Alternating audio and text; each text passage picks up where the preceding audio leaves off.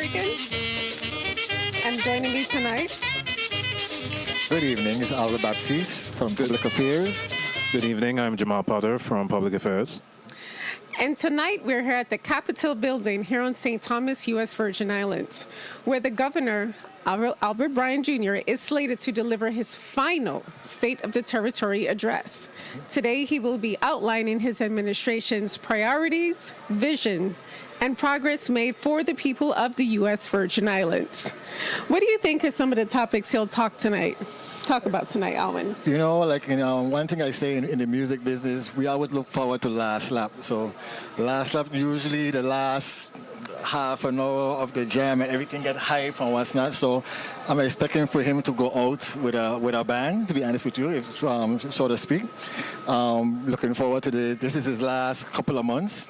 By this time next year, we'll have a new administration in. Yes. We'll be having a different conversation. And so it's always that he leaves for the next generation to see what his plan is. But I'm excited. I'm excited to hear what it is he has to say. I'm definitely excited too. What about you, Jamal? I think there are lots of things that a lot of us would like to see today. I think what has been, a lot of people have been concerned about WAPA state of global affairs, maybe just the overall state of how we are all feeling here in the territory. I mean, based on social media, I think that people have mixed feelings. Yeah, definitely. There's been mixed reactions. Some people feel as though, the administration has done a wonderful job, and others believe that there has been some significant challenges as well. Which is expected. Yes. Which is expected. Unless you are governor, you cover everybody. And we have not heard that. Because some people are going to feel comfortable with what he's doing. And I think a lot of the things that we're going through, I think the people need to get a better understanding of what goes on. I don't think some of the stuff that I've left hanging, so then people use assumptions and put in their own 2 cents. You know how we stay. But like I say, all in all, like I say, he's still the governor of the territory. And we have to hold one head for us to move forward. Yeah, he's the governor, but we still the people. So we still have choices to make as far as what we want from our electives, Senate including, what's not. So, like I said, I'm looking forward to hear what his approach is going to be. But we have the normal topics, WAPA, healthcare, education, workforce. We got billions to spend. We don't Federal have monies. So we are interested to see where we take it tonight. Yeah, stay tuned to Legit TV for live coverage of the governor's State of the Territory of address.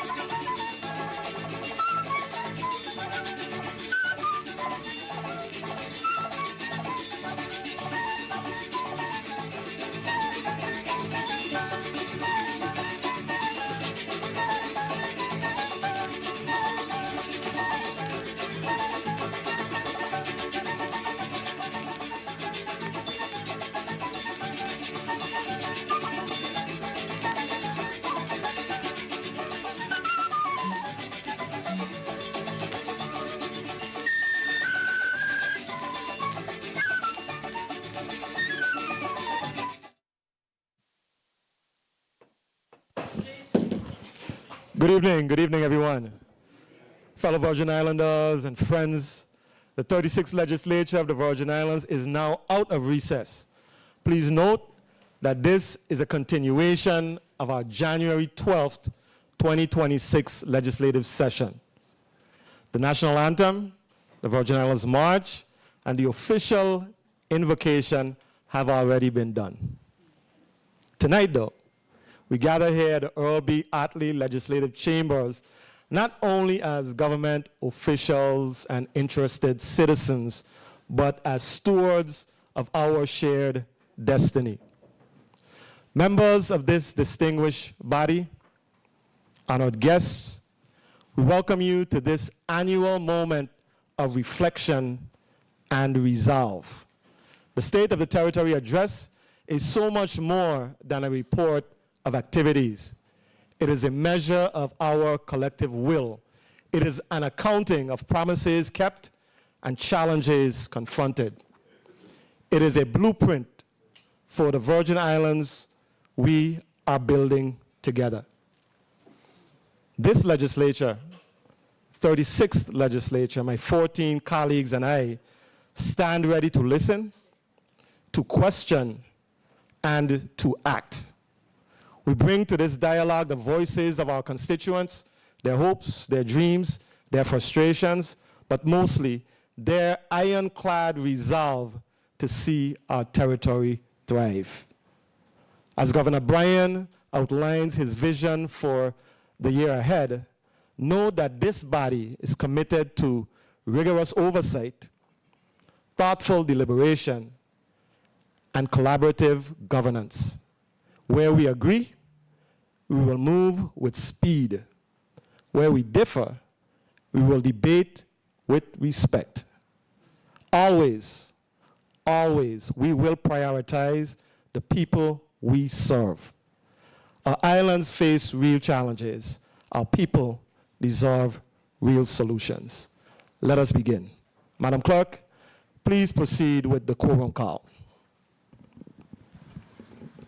Senator Marvin A. Blyden. Senator Blyden, absent. Senator Angel L. Boquez Jr. Present. Senator Boquez Jr., present. Senator Dwayne M. DeGraff. Here. Senator DeGraff, present. Senator Ray Fonseca. I'm here. Senator Fonseca, present. Senator Novell E. Francis Jr. I'm here. Senator Francis Jr., present. Senator Alma Francis Heiliger. Senator Francis Heiliger, absent. Senator Hubert L. Frederick. Here. Senator Frederick, present. Senator Kenneth L. Gittins. Here. Senator Gittins, present. Senator Maurice C. James. I am here. Senator James, present. Senator Franklin D. Johnson. Here. Senator Johnson, present. Senator Carla J. Joseph. Present, Senator Joseph, present. Senator Clifford A. Joseph Sr. Here. Senator Joseph Sr., present. Senator Avery L. Lewis. Present. Senator Lewis, present. Senator Milton E. Potter. Here. Senator Potter, present. Senator Kurt A. Vaile. Here. Present. Mr. President, 13 members present, 2 absent at quorum. Thank you very much, Madam Clerk. We have a quorum, and we are therefore prepared to proceed. Madam Clerk, are there any pieces of correspondence to be read into the record at this time? No, Mr. President. Thank you. Can you please proceed by reading today's agenda, this evening's agenda, into the record? Consideration of floor agenda. The 36th Legislature of the Virgin Islands will reconvene to receive the State of the Territory address from the Honorable Albert Bryan Jr., Governor of the Virgin Islands. Introduction of the Honorable Stacey E. Plaskett, Esquire, Delegate to the United States House of Representatives. Introduction of the Honorable Tregenza A. Roach, Esquire, Lieutenant Governor of the Virgin Islands. And the introduction of the Honorable Albert Bryan Jr., Governor of the Virgin Islands. Mr. President, this concludes the reading of today's agenda. Thank you very much, Madam Clerk. At this time, we will begin by welcoming our special guests. We welcome the judicial branch led by the Honorable Chief Justice Reese Hodge.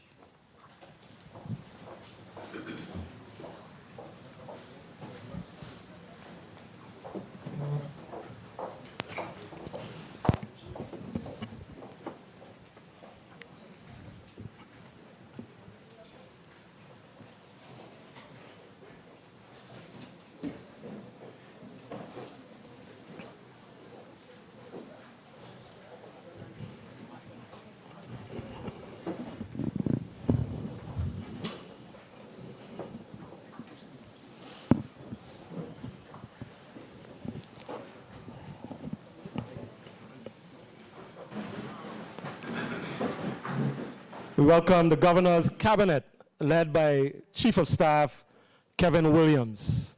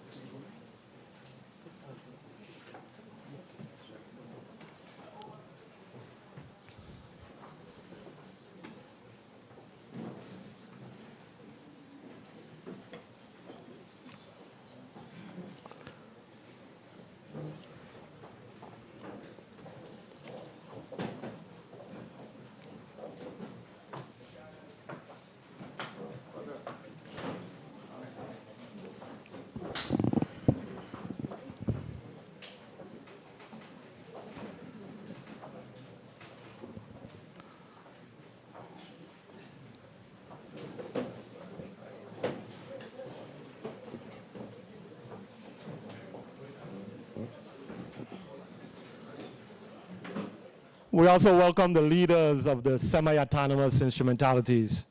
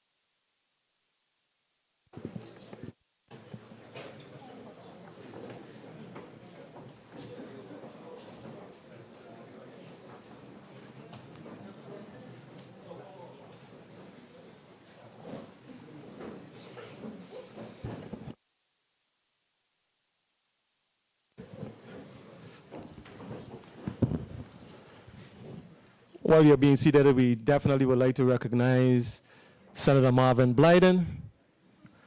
Welcome.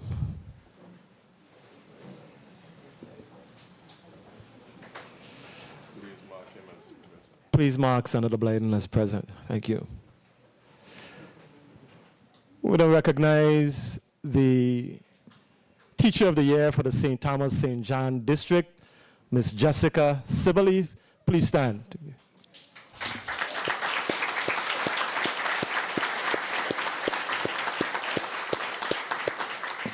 Thank you. Welcome, Ms. Sibley. And the Teacher of the Year for the St. Croix District, Ms. Joni Phillip. Please stand. Thank you. Welcome. We're also honored to have the Lieutenant Governor's mother, Ms. Iona Roach. Please stand. Welcome, Ms. Roach.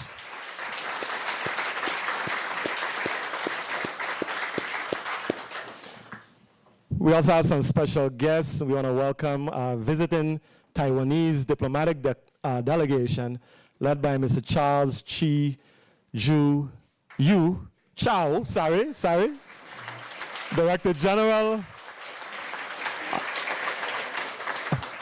I apologize.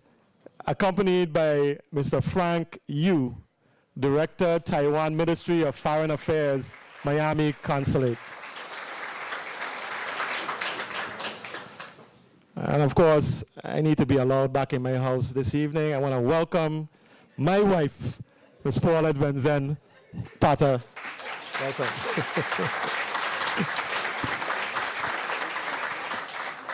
At this time, I will ask our present to stand for a special invocation by Father Anthony Abraham of Our Lady of Mount Carmel Catholic Church.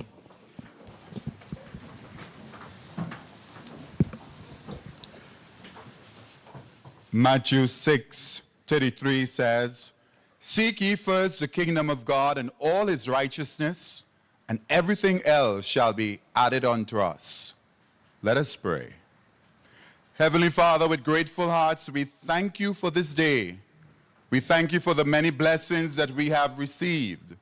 We pray that your blessings will be with our governor and all those that lead in this territory. We pray, O God, for those that are going through difficult times. Lord, may your Holy Spirit comfort them. May your blessings be upon these islands and upon all of us who dwell. Father, Son, and Holy Spirit. Amen. Please be seated. Thank you, Father Abraham. We'll now stand in recess for 5 minutes.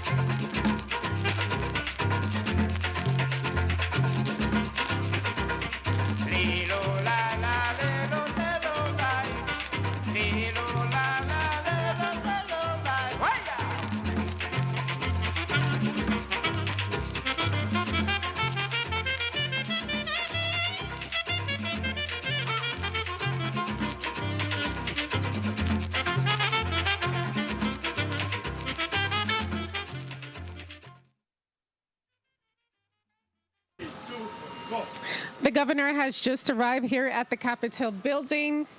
The motorcades are currently behind us, and his cabinet is already seated at the Earl B. Otley Legislative Hall in the chambers upstairs here at the Capitol building. In the background, we can hear some protesters. Oh, yeah, they've been loud and getting louder. I've heard the protesters, and once again, I'd like to remind people, hey, you have the right to protest. It is within your First Amendment right. You know, I'm going to joke and say you have the right to be vexed. Yeah, honestly. Absolutely, and they are definitely exercising their right to protest because they are loud. Yes. We hear them Loud and proud. Okay.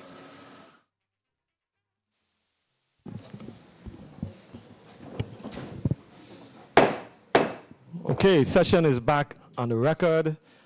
Before we proceed, I'd like to recognize Senator Alma Francis Heiliger. Welcome, Senator Francis Heiliger. Please record Senator Francis Heiliger as present. We will now welcome the Honorable Congresswoman Stacey E. Plaskett, escorted by Majority Leader, the Honorable Kurt A. Violet.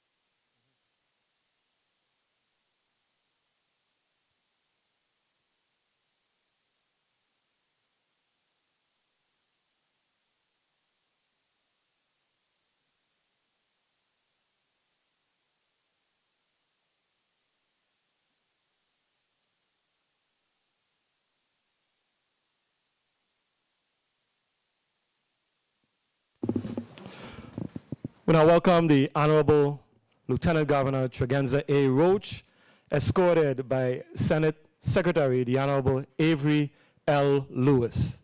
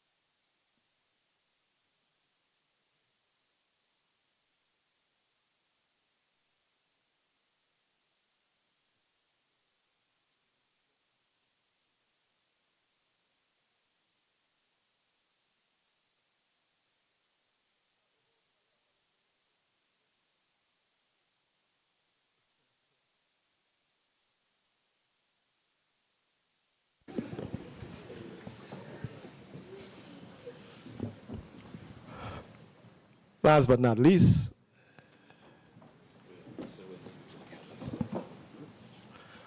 we welcome the Honorable Albert Bryan Jr., Governor of the United States Virgin Islands, for his State of the Territory address, escorted by Senate Vice President, the Honorable Kenneth L. Gittens.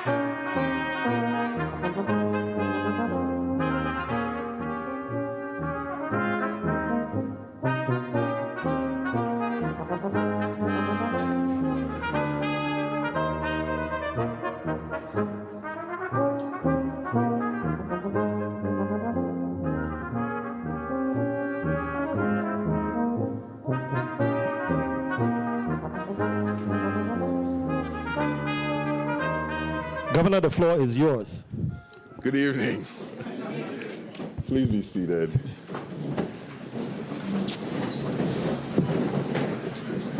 Father Anthony Abraham, Lieutenant Governor Tregenza A. Roach, Senate President Milton E. Potter and the members of the 36th Legislature, Chief Justice Reese S. Hodge and the Justices of the Supreme Court, Presiding Judge Jessica Gallivan and the Judges of the Superior Court, Delegate to Congress Stacey Plaskett, and Chief Judge Robert Malloy and Judges of the District Court, members of my cabinet and agency heads, members of my staff, State Chair of the Democratic Party, Carol M. Burke, distinguished guests, and my fellow Virgin Islanders, Sumi and Rosie, good night.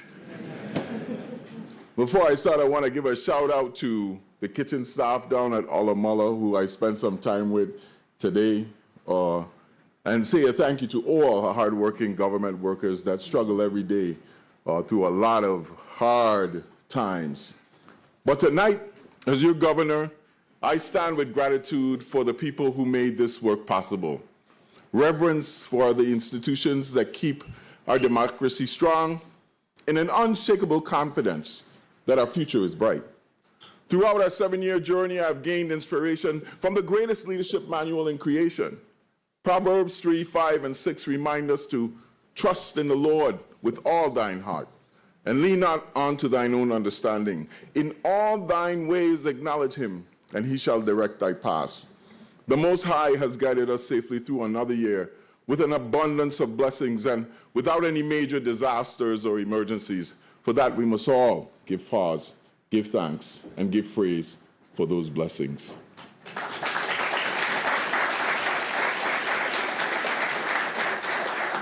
These Virgin Islands are built on the shoulders of many great individuals. This last year, we lost several of our bricklayers of our spiritual and culture. Javille Lawson, Javon Uncle Man Sassel, Louis B. Taylor Jr., Austin Edgy Christian, and attorney Ezart Winter Sr. I'm especially bereaved from the loss of my good friend Yvonne Galabert and the good work she'd done with the Cancer Society. We pledge to keep their legacies alive in the way we live, create, and care for one another. In that same spirit of gratitude and remembrance, join me in honoring our service members of the Virgin Islands Army and Air National Guard. Airmen and soldiers continue to demonstrate their competence and readiness. This year, the United States Armed Forces once again showed that the Virgin Islands is the ideal home away from home. And that did not happen by chance. My administration leaned in and extended a clear invitation and worked closely with our federal and military partners to make sure that their visits were relaxing and safe. And as a result, the USS Gerald R. Ford and the Iwo Jima once again made several port calls to Crown Bay and Frederiksted. Our small businesses, taxi drivers, and tour operators can attest that economically it was a huge win. So thank you to all Virgin Islanders for showing them your hospitality on every single visit.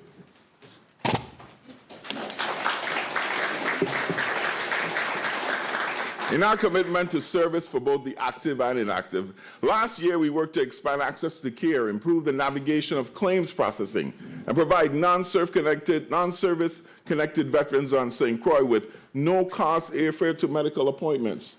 Special thanks to Director Patrick Farrell and the Office of Veteran Affairs for continuing to champion this good work.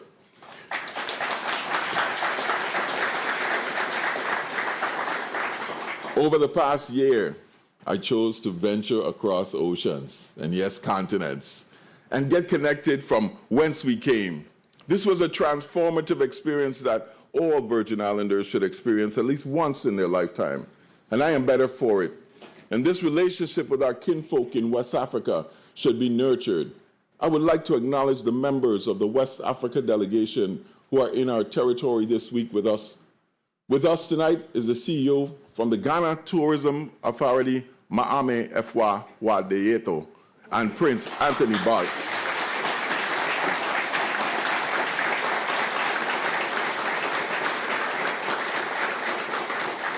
As your governor, my purpose has been simple: to deliver real progress for the Virgin Islands.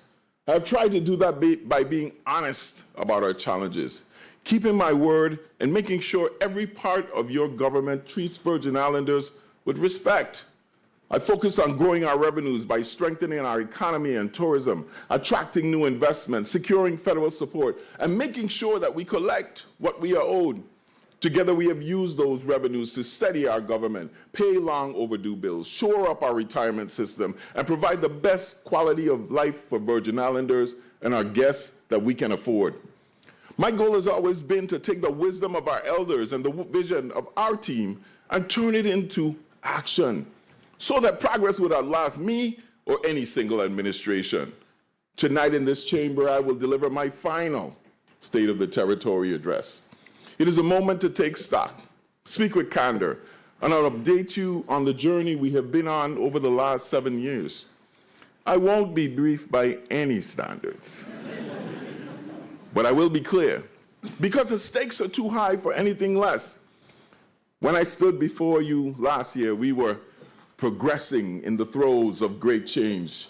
I reminded you of where we started together: record high unemployment, a pension system on the brink, deteriorating infrastructure, and staggering unpaid obligations. I reported that change was finally taking place. Tourism was surging. Royal Caribbean was bringing more cruise passengers to St. Croix. $22.5 billion had been pledged to restore our islands, and we launched Rebuild USVI to turn long-promised schools into active projects. In every year of this administration, though, we have faced adversity that tested our resolves and the plans that we've laid. And the past year was no different. In many ways, 2025 brought some of the most difficult moments, not because we lost our way, but because the world around us shifted under our feet, even as we were trekking forward. Behind every ribbon cutting and groundbreaking, we were constantly navigating forces beyond and within our shores that threatened to slow or derail the work we were doing. Hence, I must be forthright and contextualize the challenges we faced in the last year and how we, together, chose to make them. Last year, I brought a change in leadership in Washington, D.C., from our good friend President Biden to President Trump. For a territory of our size, that depends on strong federal partnership, that kind of transition is never just politics on television. It is a real-time shift in priorities, policies, and yes, relationships. Programs we had carefully aligned with federal rules and expectations suddenly required renewed defense and fresh advocacy. We had to reassess, realign, and move quickly to keep pace with the executive actions and a changing federal landscape. My team and I found ourselves back in old rooms with new decision makers, making sure the Virgin Islands were not treated as an afterthought. It is not about my personal feelings, political feelings. Our mission is simple: it's to secure the future of this territory, no matter who sits in Congress or the Oval Office. At the same time, changes in federal trade policies and new tariff pressures created a real sense of uncertainty. Trade and tariff shifts may sound abstract, but for us, they affect everything from the cost of materials and fuel to the development of our ports and our tourism economy. Every single price increase lands heavy on our shores. This meant we had to fight to make sure that the cost of national decisions did not disproportionately impact Virgin Islanders. Our people simply cannot afford it. This past year, Delegate Plaskett and I confronted federal proposal to impose steep maritime fees on Chinese-built vessels. Fees that could have disrupted our supply chain and inflated costs on everything from building supplies to groceries.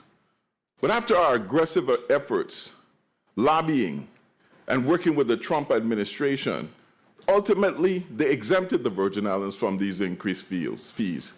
We would like to thank the delegate and our friends at Tropical who are leading this team effort that produced results for our people.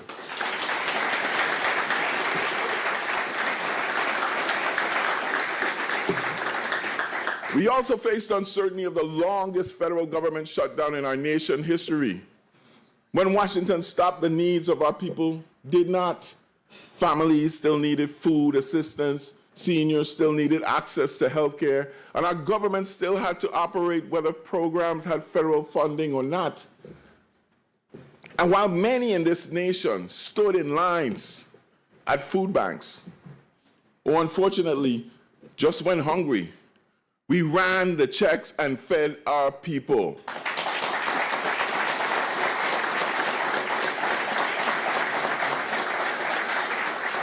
Our challenges continued as our children's futures were put at risk when federal government forces prematurely withdrew $34 million in education stabilization grants. We huddled, strategized, and responded. We secured a meeting with the United States Secretary of Education, and that's with action and firm leadership led to the reversal of the decision, allowing essential programs to proceed and vendors to be provided who provided goods and services to be paid. On top of that, our ongoing work to stabilize and transform the energy grid, particularly in St. Thomas, St. John District, did not go exactly as we expected. We experienced setbacks that contributed to rotating power outages and costly surges that damaged the equipment of residents and businesses alike. I know the frustration because I simply hear it everywhere I go. I hear it from the small businesses that lose inventory, the family that's sitting in the heat, and the students that are studying by flashlight. And when the power goes out, everyone's patience goes out with it. But over the course of this administration, we have learned from our trials that transformation is never a straight line, and that some of the pain is felt even as the improvements are being made. And if that was not enough, ransomware attacks on our hospitals and health systems forced us to spend time, money, and energy protecting our people, facilities, and data. Cybersecurity upgrades are not visible, like a new wing in the hospital, but they are just as essential. These threats and attacks cost us money that it could have been spent directly on giving health services to our people. But perhaps the most painful test of this term has been the conviction of 3 members of my own cabinet. From day one, the number one tenet of my administration has been to restore trust in our government and those who lead it. This administration is committed to integrity and does not tolerate leaders who abuse their position of power at the expense of our people. Integrity is not easy, but it is essential. This government operates under one of the most demanding procurement systems in the nation, with layers of checks and balances and no checks. These policies are grounded in transparency and accountability. And even so, we've still found it necessary to enhance our commitment through ethics training for all government employees and additional training for all individuals engaged in procurement. We also created and implemented a comprehensive code of conduct and are holding our employees to these rigorous standards. As your governor, I want you to hear this directly from me. I recommit to stamping out corruption wherever it appears and to protecting the trust you have placed in me and my cabinet. I'm asking you, the public, to walk with me in this work. When you see something wrong, report it. When you see something that does not look right, say so. We will investigate and act. And wherever the investigation leads, we will always cooperate and support the pursuit of justice, seeking the light to reveal the truth.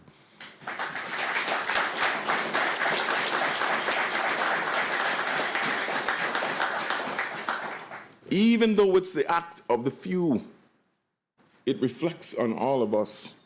And we cannot allow the failures of the few to cripple our image or derail the tremendous opportunity we have before us as Virgin Islanders. All of these challenges could have knocked us off course, but they did not. Instead, we became more agile, disciplined, and innovative in our governments. I'm reminded every single day that progress in the Virgin Islands does not happen in a vacuum. It is occurring in the throes of great change, and yet we move forward. That is why, even amid uncertainty in 2025, it became another banner year for the Virgin Islands. Not only did our economy remain strong, but we made good on promises to the people of the Virgin Islands. Because at the end of the day, that is what all of this is about, the people. Last year, when I stood before you, I made commitments. Among them, I promised that we would keep paying down old tax refunds. This past year, we paid over $47 million to individuals. To some, success once meant $140 million paid in tax refunds over the span of an entire administration. To date, the Brian Roach administration has paid $500 million in tax refund. That is progress.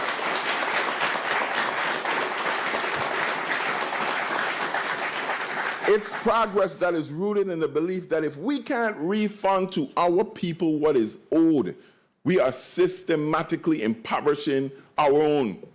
And I want to thank Commissioner McCurdy and the team at Department of Finance and Director Joe Ali and the team at Bureau of Internal Revenue for carrying out the heavy lift.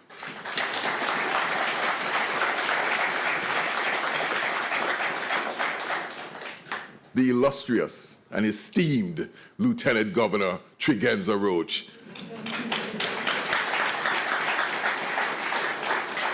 He has done an excellent job collecting the revenues that power our government. Now think about this. Over the term of our administration, his office alone has collected almost $1 billion.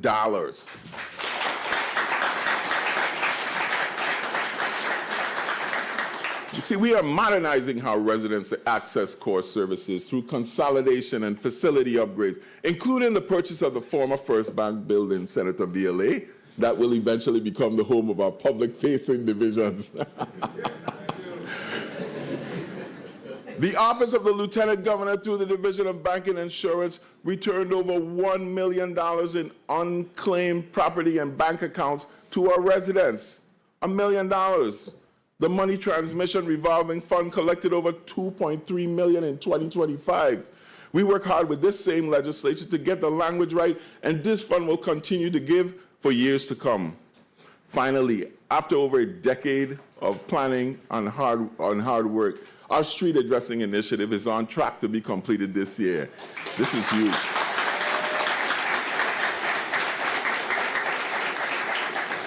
This means GPS systems that work, not turned right by the white car next to the mango tree. It means improved emergency response and parcel delivery services for the Virgin Islands. Huge win for the people of the Virgin Islands and the Brian Roach administration. Last year when I stood here, I boldly stated, send me the bill and I will pay the retro. Senators, you delivered, and together we paid out over $21 million in retroactive payments. Thank you to Senator Novell Francis for sponsoring the bill and the other members of the 36th legislature for its passage.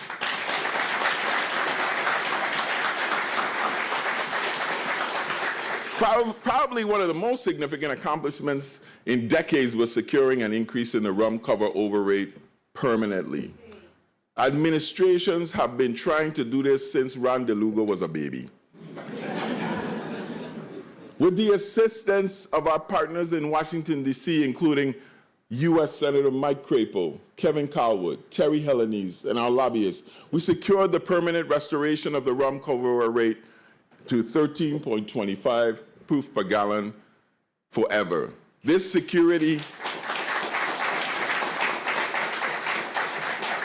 security for our retirees for the next 30 years. Many said could not be done, but this administration do it and done. I want to thank the good Senator Avery Lewis for passing the resolution to honor Senator Crapo, who is a great friend to the U.S. Virgin Islands. Now, I committed to you that the Office of Disaster Recovery, through Rebuild USVI, would move major projects from concept to contracts. We consolidated projects into bundles and set a goal of issuing 8 $1 billion packages. And in 2025, Director Adrienne Williams-Octolin and her team over-delivered. Today, more than $11.8 billion in federal recovery funds are under contract, launching construction on more than 36 complex projects. That means more than a dozen modernized schools, healthcare facility, roads, and utilities. I want you to listen to this. We went from administrations that once boasted that they had a capital budget of 10 million or 20 million annually. We are dispensing 40 million a month.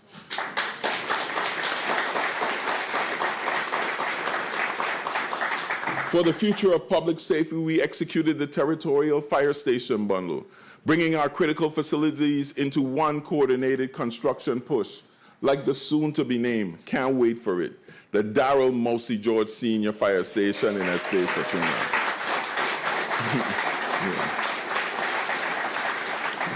This will give our firefighters modern bases of operation and improve response times when emergencies strike.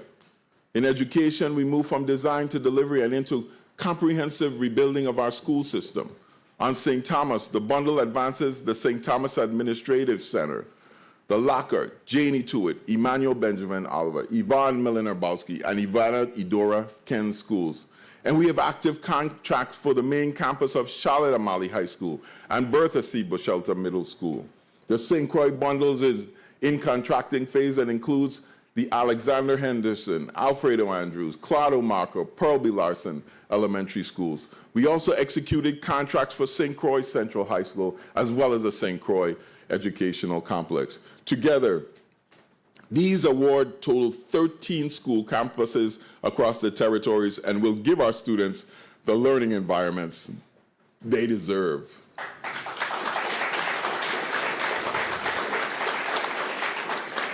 In recovery, health, and senior care, we are in the pre-construction phase for a full health and human services campus at Nude Hansen. This year, Nude Hansen comes down. We are finalizing the contract for construction on the Herbert Grigg Home for the Aged. On St. John, we began pre-construction activities for Myra Keaton Smith Health Center, the Morris DeCastro Clinic, and the new Julia E. Sprouse School.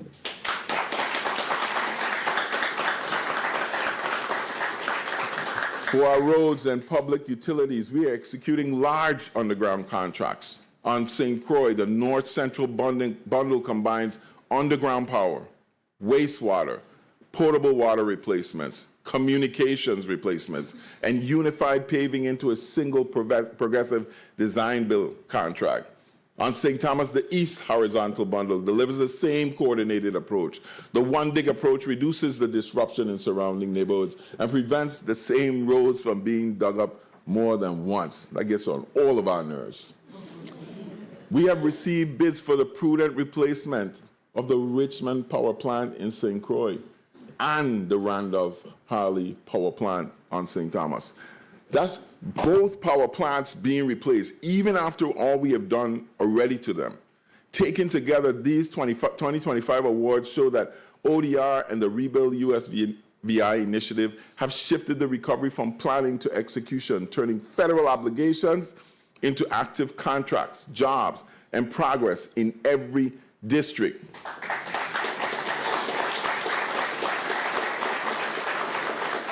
This past December, we kept our word and broke ground on a new Donna M. Christensen Department of Health building on St. Croix. Tonight, I want to thank Dr. Donna Christensen for all she has done for healthcare and all she has done for our administration and the people of the Virgin Islands.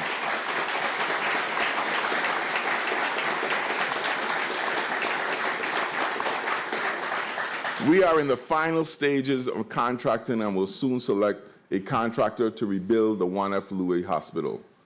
This thing has gone out to bid 3 times now. We've secured all the funding, we've completed the design, and are dedicated to the staff of JFL. We're making the final preparations now to vacate that hospital and so the demolition can begin this year.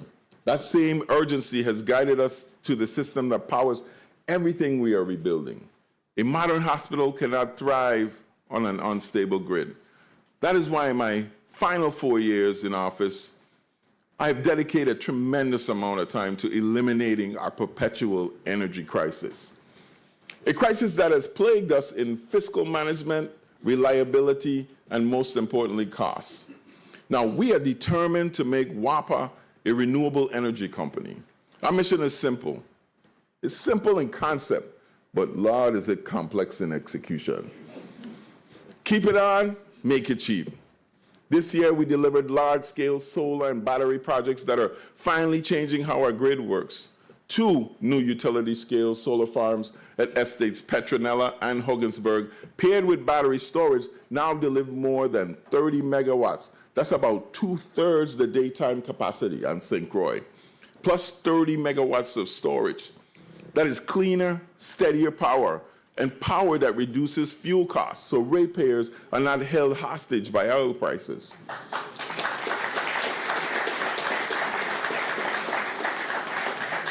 Working with the 36th legislature, we expedited the coastal zone permits for a new solar and battery projects at Estate Fortuna here in St. Thomas, as well as Bovoni. When they are online, these solar farms will provide an additional 35 megawatts of capacity to the power needs of St. Thomas and St. John. These projects make the Virgin Islands a global leader in solar per capita. And at the same time, the Virgin Islands Energy Office expanded direct incentives for solar, battery systems, and efficient appliances, and provided public electric vehicle charging station. This means rebates on electric cars and appliances, 1% loans for residential solar systems, and free energy-saving appliances for our residents. Thank you, Director Kyle Fleming.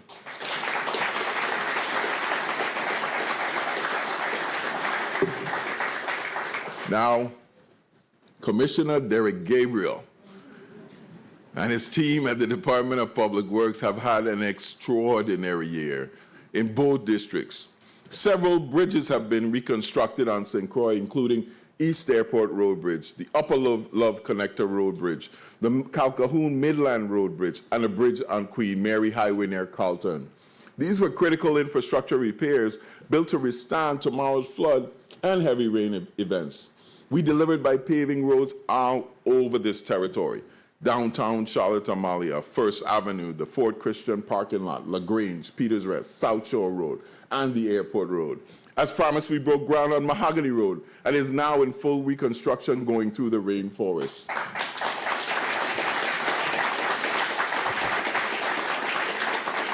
As one of our many 40-year accomplishments by this administration, we finally have a dedicated turning lane at Container Port intersection on the Melvin Evans Highway. We finished the Clifton Hill adjoining roadway, and there are street lights for as far as the eye can see.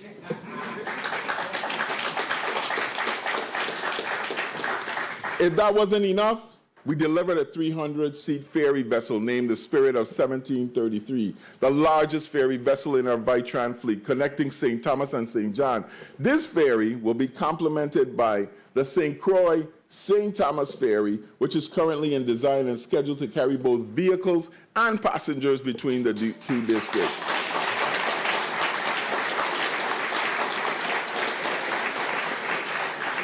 To top it off, we secured the funding for Veterans Drive Phase 2.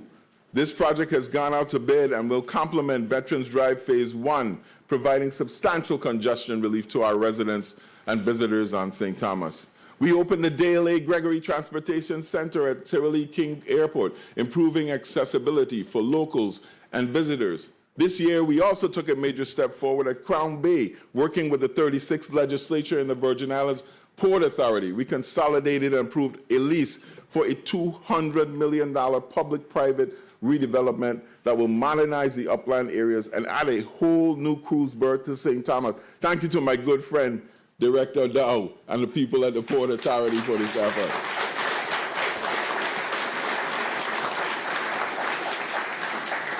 But unfortunately, the side effect of all this success is inflation.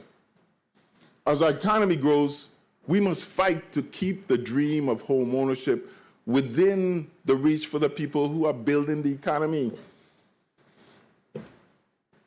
The VI Slice Moderate Income Home Ownership Program, which provides up to $200,000 grant, is directly investing in the American dream for Virgin Islanders. And as of the close of 2025, the program has successfully empowered 72 families to become first-time homeowners.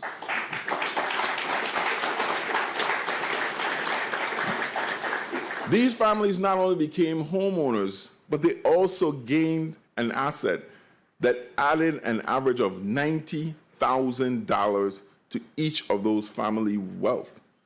That is a legacy that any homeowner can be proud of. That is why this year we authorized another $2 million for the SICE program. Legislators, we must pass legislation that will make this program permanent and put our people in their own homes.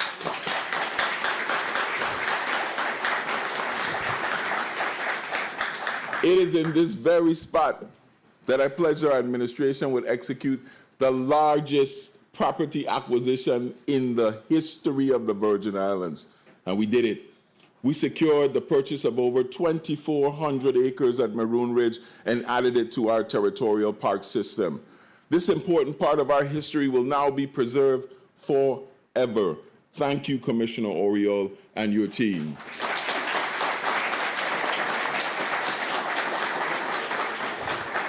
During our election year activity, it really showed Tregenza and I that people really needed low-cost entertainment and activities. Almost nightly, the campaign headquarters would be abuzz. To put it simply, there was always something going on. And last year, I promised that we would make progress on our recreational facilities and provide low-cost, healthy activities to our residents. Well, the Reynolds Jackson Sports Complex can once again host baseball games in Frederiksted. Another visible sign of progress is the reopening of the Vincent F. Mason Senior Coral Resort Park in Frederiksted. In 2025, we opened a modern, accessible pool and park where children are learning to swim and families gather. Not to be outdone, the revitalization of Ezra Fredericks Ballpark is well underway, with the completion of a 16,000 square foot skate park, a new playground, and shaded area for seating, transforming this area in Friedenhoy into a vibrant multi-use recreational hub. But we knew we couldn't stop there. We secured funding to install new lighting for the entire park. And we are working with FIFA to install a new soccer field, which should be completed this year.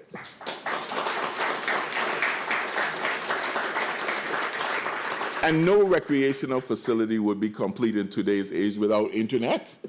We dedicated a lot of time and an effort to ensure that we provided free internet to those who need it. This year, we can boast that our territory-wide internet program is almost complete, with over 50,000 individual users per month. It is in every park, playground, library, beach, public housing community. This gives every resident the opportunity to participate in the global economy. Thank you to Stephen Adams at BINGN, Commissioner Roberts at Department of Sports, Parks and Recreation.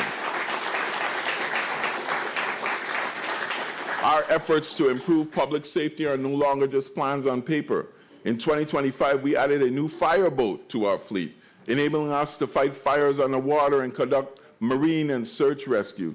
This month, we took possession of not one, not two, not three, but 7 new ambulances, replacing our aging fleet.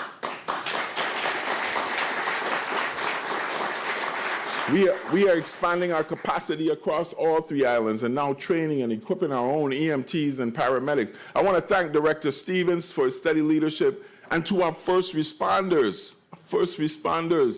You are the heartbeat of our public safety. You answered every alarm.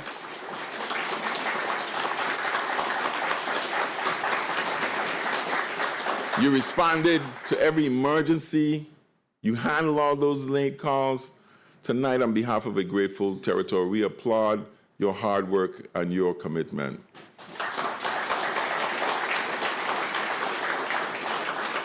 We have also modernized our roads and our police, how we police our roads and our communities with our new e-citation system. Officers can issue traffic tickets electronically and spend more time where the public needs them most, out in our neighborhoods. And with the initial deployment of a real-time crime center, we now have a modern hub that brings together cameras, license plate readers, and data analysis to support investigation and guide patrols. This is 21st century policing in a small territory, and it's already making a difference. Kudos to Commissioner Mario Brooks and our men and women in blue of the Virgin Islands Police Department.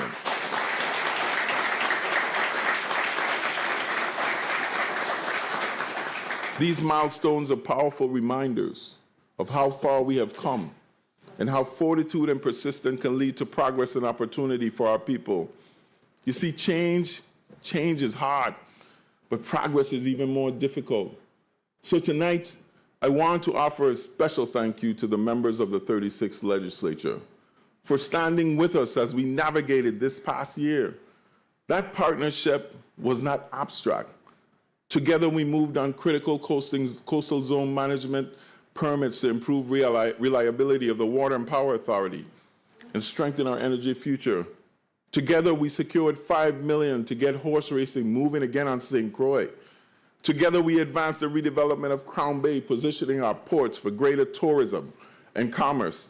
And together, we worked to secure Frenchman's Reef and Bowie House as assets of the people of the Virgin Islands.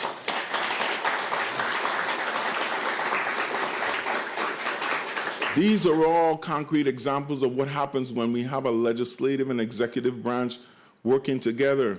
And contrary to the rumor mill, the legislature and I have not spent the past year at odds, at least not the whole year. We have debated, we've disagreed, we have negotiated hard, but that spirit has allowed us to pass important legislation. Even when the politics were loud and the cameras were rolling, I am proud to say that tonight, in the face of it all, we remain focused, and the promises we made were kept to the people. See, in a small community like ours, every single rumor feels like news, and every headline can sound like a foregone conclusion. Over these years, we've had our share of tough coverage and criticism, public disagreements, and that's before you even count the myriad of political distractions on Facebook and social media. And I respect the free and active press. It is essential to our democracy. But I also know that the noise can sometimes drown out the steady, unglamorous work being done on behalf of the people. Let me offer a simple thank you to the people of these islands. Your honesty keeps us grounded. Your patience keeps us humble. Your resilience points the way, and everything worth noting tonight traces back to that, our people. But tonight is more about alleged programs and progress, challenges and accomplishment. It is about how far we have come and where we intend to go next. That is why I fervently declare, plainly and without contradiction, as our record allows me to state, that the state of the territory is anchored in progress.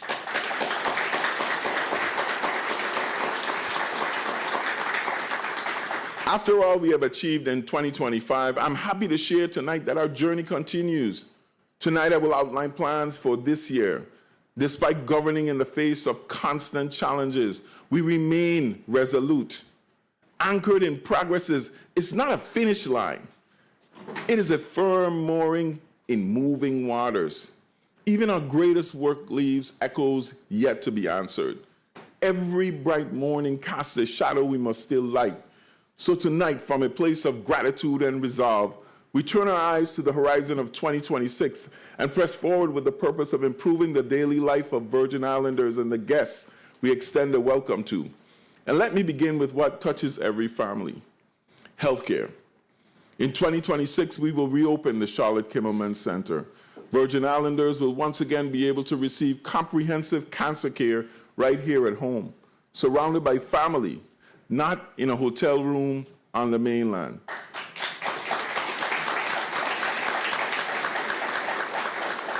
We are working on modernizing our entire healthcare system.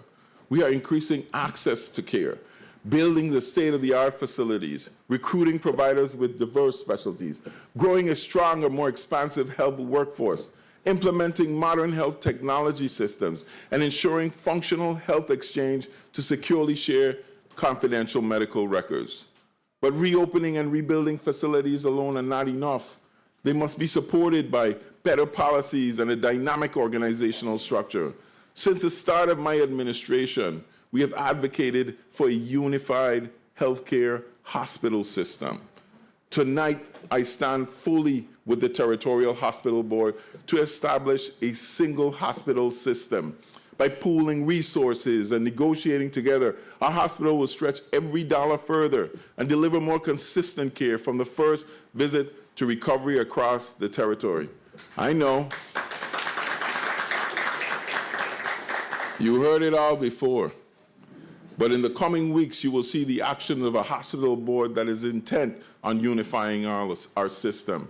We are also collaborating with all the governors of all the insular territories in a coordinated effort to bring telehealth and healthcare to our people. This groundbreaking initiative combines our health records. It will improve diagnoses. It will track patients' progress and make billing collections more efficient for all our hospitals. It is not something any one of us can afford, but together we will make it way with all the territories. And now as health will undoubtedly find its footing, learning must also lift our children higher. We all know the age and strain of all our school campuses. I was on Olamulla today. I attended that 50 years ago. John H. Woodson Junior High, built more than 43 years ago, is an example. And this is one of our newer schools. In 2026, we will close that campus for good. And those students will walk into the new state-of-the-art Arthur A. Richards pre-K through 8 school.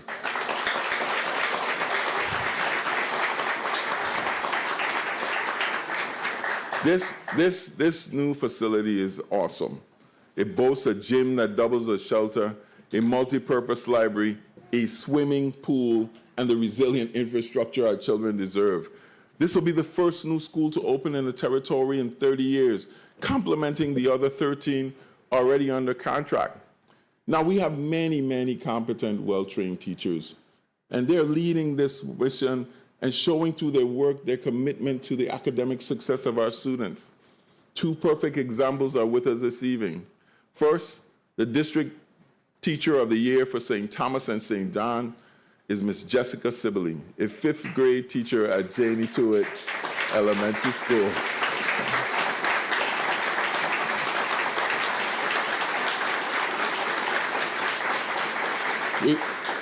We got big up for the Savant School. Thank you. And in St. Croix, the district teacher of the year is Miss Joni Phillip, a 6th grade English language arts teacher at Ricardo Richards Elementary School.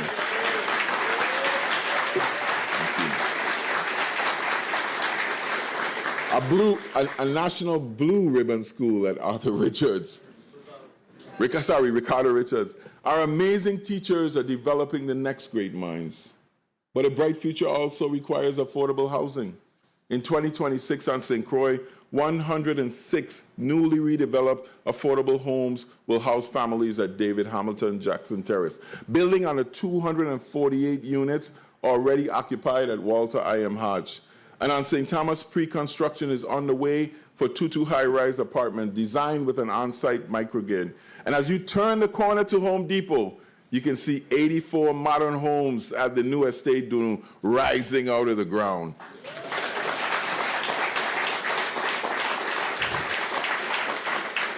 Similarly, we are nearing completion of 90 homes under the Envision Tomorrow program, building on the 88 homes that are already completed. And yes, in Williams Delight, we have provided grants that allow residents to own their homes. This year, we're making another 31 available for home ownership. Thank you, Senator Maurice James, for our work on that.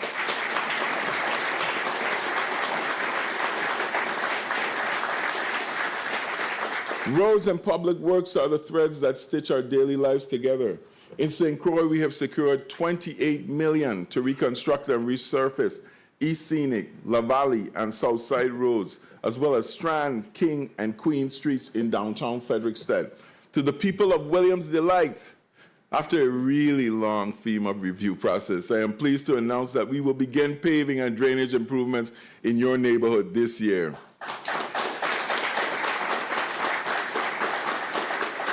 In the St. Thomas St. John district, we will take major road projects spanning from Julian Jackson Road in the West Estate, Nazareth in the east, including Bovoni, Bolongo, and Skyline Drive. Public Works has also secured the funding for the much anticipated Nardo Trotman Drive. Right, Doe? This bypass road will ease the traffic along the Weymouth-Reimer Highway from Carseles to the Fort Milliner intersection. Getting home just got a little bit easier. These are steady investments that keep people and goods moving. Speaking of moving, this year we will be deploying 28 new buses to include paratransit and the ability to transport our vulnerable population. Public Works again. Meanwhile, the Waste Management Authority has a new sheriff in town, and we will begin building new convenience centers across the territory, plaguing us for years. And while we modernize how we manage our solid waste, we are also confronting a far bigger, long-neglected hazard beneath our feet. But we must begin paying our fair share for solid waste disposal, garbage disposal. We cannot continue to expect reliable service or keep our vendors paid if we are not willing to pay what it costs. There's a simple truth in public service. Communities are measured by how they manage their waste and how they protect their people. This year, we will continue the phased camera installations across the territory, adding to the cameras that have already been put up in St. John, and for the first time in our history, the Virgin Islands Police Department will actually be using drone technology to respond to emergency situations. Now,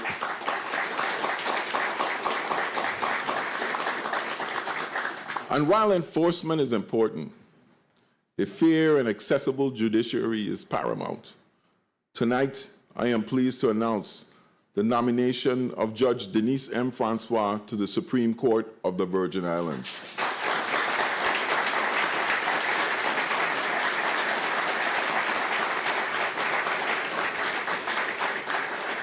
Once confirmed, this will be the first time in the court's history that it has a full complement of 5 justices.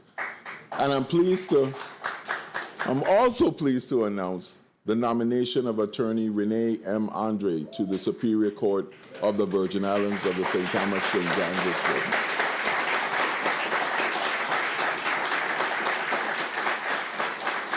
They will serve us well. During this administration, we have worked to protect the pastimes that make us who we are as Virgin Islanders by rebuilding and reimagining the courts, fields, and tracks where our stories are told. Central to our story is the tradition of horse racing. This past year, we hosted 6 major race days at Clinton Phipps, generating hundreds of thousands of dollars in prize money, new economic activity, and a renewed sense of pride in the sport of kings. Thank you, Southland Gaming. And meanwhile, we ended our relationship with VIGL, and now the potential for horse racing will be moving forward in St. Croix. But if we are to return to horse racing in St. Croix, I really enjoy the Crucians coming to St. Thomas to race, but if we are to return to horse racing in St. Croix, it will require a little bit more than concrete and steel. Our administration is pursuing a comparable public-private partnership similar to the Clinton Phipps racetrack agreement, only bigger. And under that framework, we expect to see real investment in the rebuilding of the Randall Jock James racetrack. I look forward to submitting legislation within the next 2 weeks to bring this long-standing tradition back to life. But in drafting the legislation to support this progress, we saw the need to consolidate the entities that regulate gaming in the territory. That is why tonight I am asking the members of this august body to support legislation that merges the Virgin Islands Lottery and the Casino Control Commission once and for all.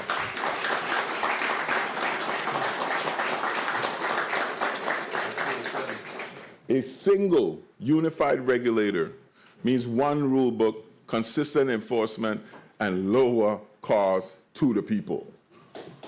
It also creates a stable, dedicated revenue stream to support racetrack operations, youth, sports, and cultural programs. I'm looking forward to this quick passage of that legislation. I think one of the senators has already preempted me. Now, those who would judge us merely by the heights we have achieved would do well to remember the depths from which we started. Kwame Nkrumah once said that. I understand that the human psyche will not allow one to fully appreciate the body of work while you are still toiling in the task. But I can assure you that our output has been vast and impactful, and it has changed the course of these Virgin Islands for years to come.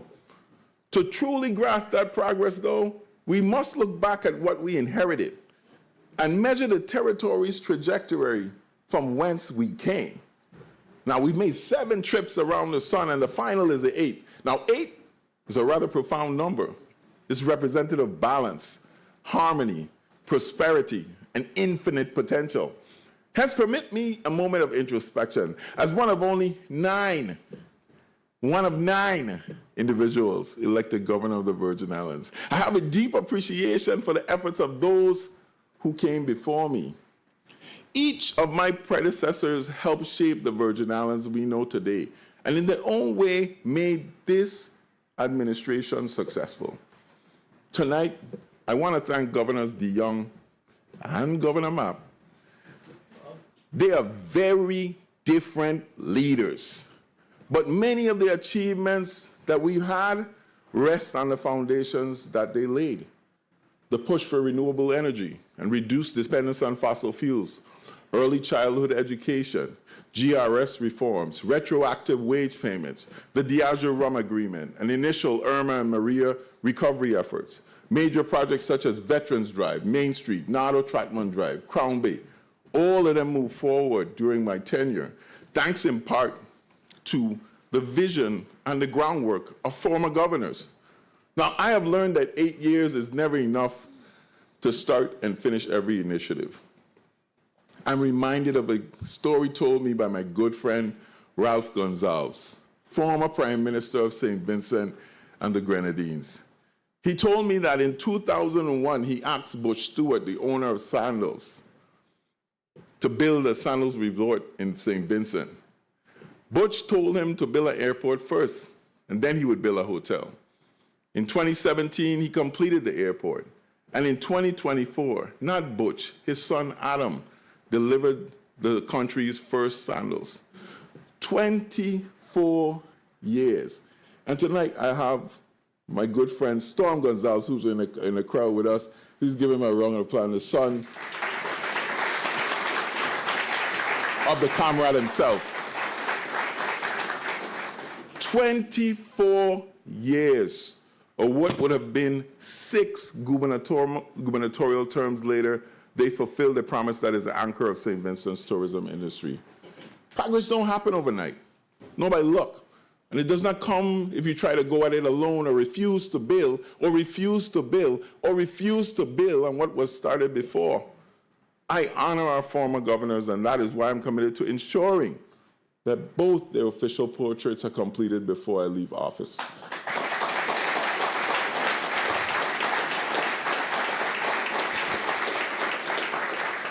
Governor DeYoung's portrait will be unveiled early this quarter, and Governor's map portrait, he was up there the other day taking pictures because it's already been commissioned. Now, when we started our journey to lead this territory, Tregenza and I knew that the challenges were ahead and that it would take fortitude and creativity to change course. Over the last 7 years, we rode the highs and the lows, the ups and the downs, but never wavered, no matter the headwinds or the headlines. And as I delve into these thoughts, I must reflect as far back as the administration's first State of the Territory address, in which I advised that our territory was in distress. We inherited a government so strained that even meeting payroll was in doubt. The Virgin Islands government had borrowed $212 million for operations and couldn't borrow a cent more. There was no cash reserved, and we carried more than $270 million in vendor payment. Missed GRS contribution had become routine. The retirement system had 4 active lawsuits against the government. A court injunction blocked the collection of more than $40 million annually in excise taxes, and GRS was underfunded by $5 billion. That's not rhetoric. That was the reality of the day. Let's face it, when we took office, a stop sign was a rare encounter.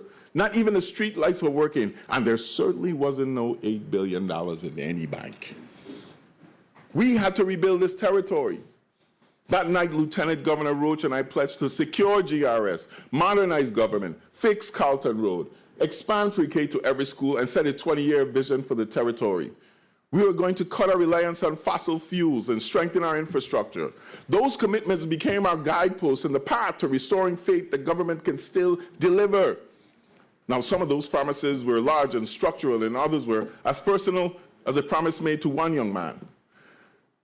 That night, I pledged to Nakai Theodore that we would fix Carlton Road, one of many road projects that followed. Tonight, Nakai is a big man. He's here with his mother, and he's proved with us that living proof of us that we kept our word. Nakai.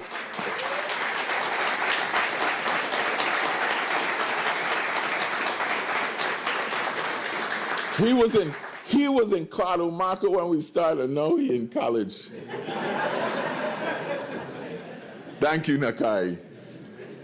I learned along the way that progress is never instant, but it comes when we honor the commitments and stay the course. In our second year, just as we steadied our feet, I thought it was going to be, smooth sailing. A global pandemic arrived and tested every seam of our existence. The Brian Roach administration and the people of the Virgin Islands led one of the strongest, most proactive COVID-19 responses, not in the Caribbean, but in the world.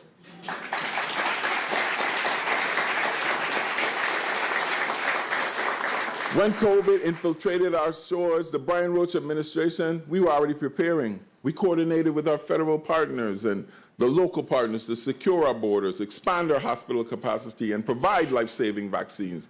With the announcement of the first known case in March 2020, we acted to issue masks and social distancing guidelines. We shuttered schools and government offices and moving classrooms and workers online. We created a phase alert system that clearly guided the public through every stage of the pandemic. We launched a travel portal. Let me in, please. Requiring negative COVID tests before entry, and work closely with our cruise line to protect our border and economy. They said that over 300 people would die in the first 3 months, but over 500,000 tests were administered. More than 26,000 cases were identified, and over 70,000 of our people were vaccinated. Our hospitals never became overrun. And while we mourned 133 lives lost, we saved countless more. We were in this together. When some jurisdictions found it difficult to be neighborly, we were blessed to have the resources to fight. So when Sam the sailor needed care, we opened our arms and provided the help he needed. When the British Virgin Islands had limited access to COVID-19 vaccines, we assisted them setting up our stuff on the docks with vaccinating their population. And when every port in the Caribbean closed, the U.S. Virgin Islands welcomed the boats to our shores. Thank you, Commissioner Encarnacion, Department of Health, and our entire team. In our hardest days, it was faith that steadied us and kept us moving forward. When we hosted the first day of prayer at Government House, we opened the doors not just for ceremony, but so Muslims and Christians and Protestants and Catholics and even Rastafari could join in lifting this territory in faith, asking for wisdom and protection and strength to carry one another through. When the rest of the Caribbean was shut down, we remained open. We not only remained open, but we also allocated funds for small business grant. We awarded businesses up to $50,000. Premium pay rewarded COVID workers with over $40 million in checks.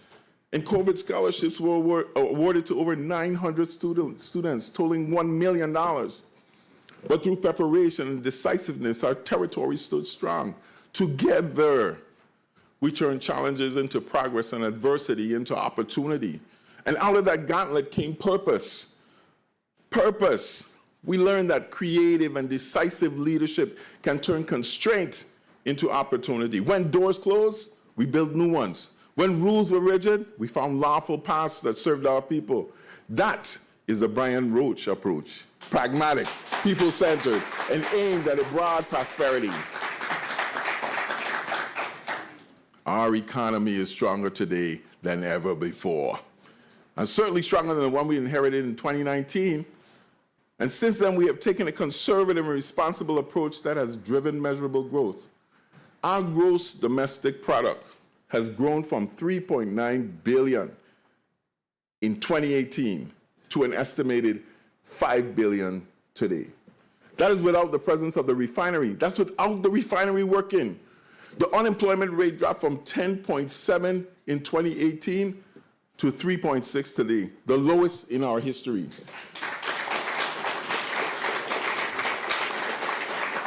Apart from the pandemic years, local revenues grew by an average of 8% annually, from $830 million in 2018 to over $1 billion in 2022. In fact, the growth was so strong that we took $40 million that we used to put into the general fund from the run cover over and gave it to the GRS. This sacrifice means that in the last 3 years alone, we have contributed over $120 million of what used to do roads, schools, and other repairs, and used it to secure our pension system, on top of all the other money they're getting. That is sacrifice. And nevertheless, we continue to march on and continue to grow our revenue base. Because when we took office in 2009, the government of the Virgin Islands overall debt was $2.2 billion. We proposed, managed, and balanced budgets that matched estimated revenues, resulting in a surplus. Never happened before.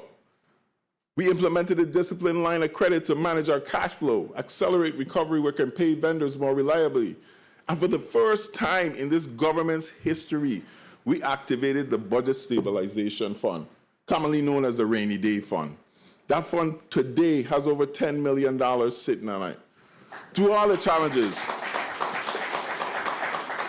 And I like to say these things because they're factual and can be fact-checked.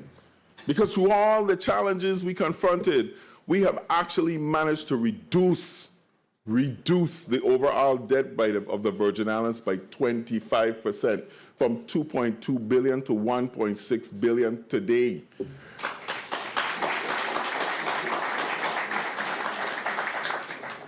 People are always talking about what the federal government could do. Our debt represents 32% of our GDP. The United States, one of the most powerful countries in the world, their debt is 120% of their GDP, 4 times what ours is. But as we finish this term, the story is simple. We took an economy that was fragile and uncertain, and through discipline, investment, and partnership, we have positioned the Virgin Islands for sustained growth and opportunity for years to come. When we leave office, we will leave more than $70 million in cash reserve and a lot less debt. That is anchored in progress.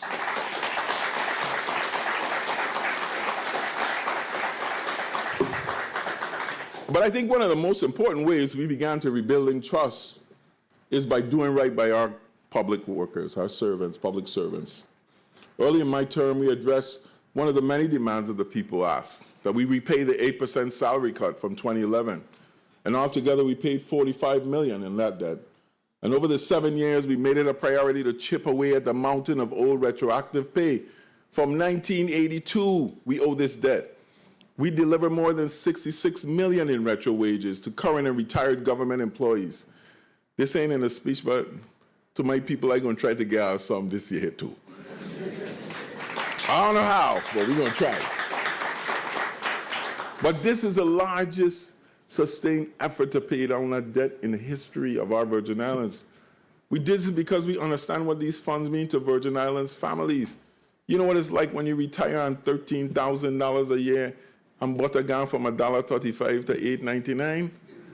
We understand what it means to families. That is also why we found the funds to support the minimum government salary increase from $27,000 to $35,000.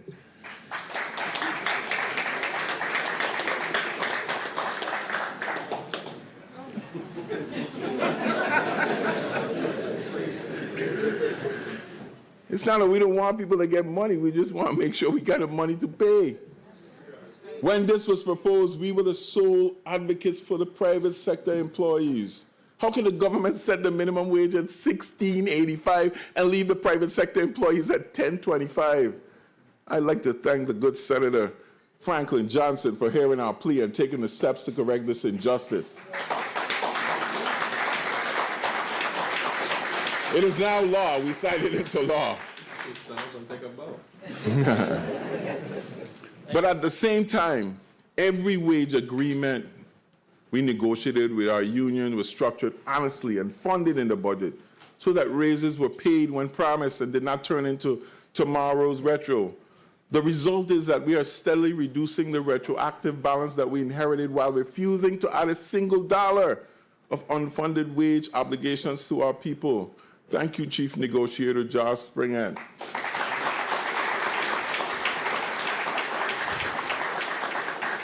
Now, over the course of our tenure here, we have secured over $180 million in settlement funds for the people of the Virgin Islands. All of these from lawsuits initiated by our Department of Justice. Those resources are being directed into prevention and treatment, survivor support, victim services, and stronger enforcement, while also helping community organizations expand the work they do every day. It's with these same funds that this year we bought a brand new home for Nana's Baby Children Home and compliments of the 36th legislature and the people of the Virgin Islands. I want to thank Gordon Ray, the Attorney General, and all our attorneys and people that work under the Department of Justice for their tireless work on our behalf. Even before I took office, the single greatest threat to our government and our families was the GRS. It was not only a threat to the government employees, it was a threat to the economy of the Virgin Islands, because if retirees don't get their money and no insurance, it would be a disaster. The actuaries were clear that if we did nothing, the system would have run out of money 2 years ago, 2023. And retirees who had served us for decades would face the unthinkable risk of not getting a pension. I could not accept that. We could not accept that. We made it our mission to protect the dignity of our retirees and to make sure that men and women who kept this government running would not be left behind. Working with the legislature and our financial team, we did something that people said could not be done. You're going to hear that a lot. We created a real rescue plan, not another study. We restructured our rum cover bonds and used the saving to fund the retirement system. In addition, we settled 4 lawsuits against the government, some that were decades old, and reduced the processing time that it took to retire more than 90%. People couldn't retire. The government owed the retirement system money. And because of that work, the GRS have already received hundreds of millions of dollars. We continue to urge, though, that it needs reforms. It's like Social Security. You can't just fix it one time. You have to keep fixing it because the inflation keeps going up. Securing the permanent rum cover over perhaps was one of the most important victories of the administration. So when I talk about being anchored in progress, this is what I mean. We took a system that was on the verge of collapse and gave it a lifeline measured in decades. And long after we leave office, history will judge this rescue of GRS as one of the most consequential achievements, not for me, for our people.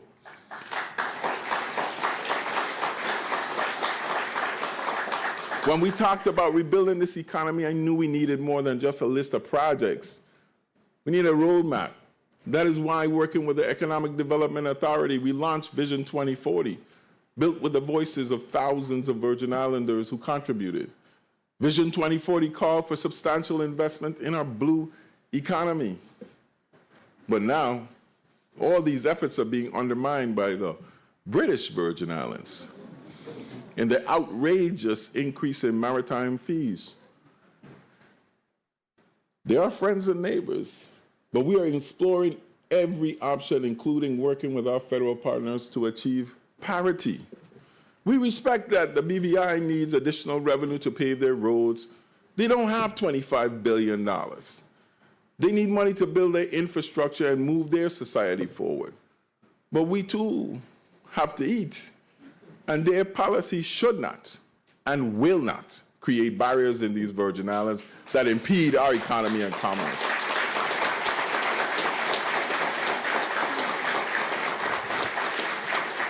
After years of trying to get new hotel projects in the ground, in 2025, we saw the Hotel Development Act doing exactly what it was meant to do.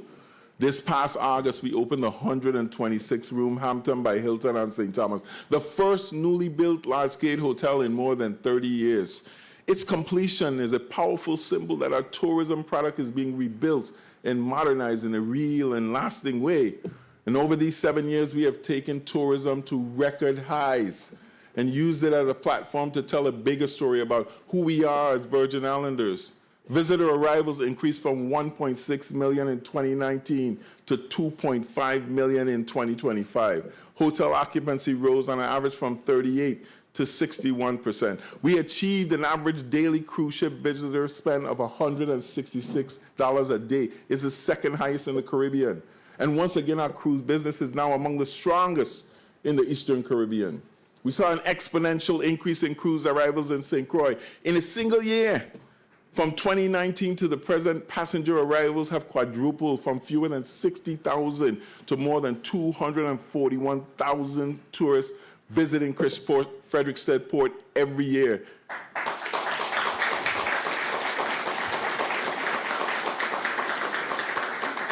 We also took over Carnival. We built a modern tourism product that showcased our culture and our people. And through our division of festivals and cultural heritage, we enhanced our carnivals and festivals. We used that platform to attract major brands like Uber Soca and to package our music, food, and culture for the region and the diaspora.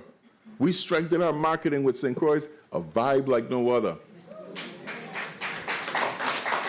And our territory-wide Naturally and Rhythm brand, we ventured into new markets with partnerships with professional sports teams like the New York Jets and sponsored international events like DC United versus Bermuda at the Bethlehem Soccer Complex.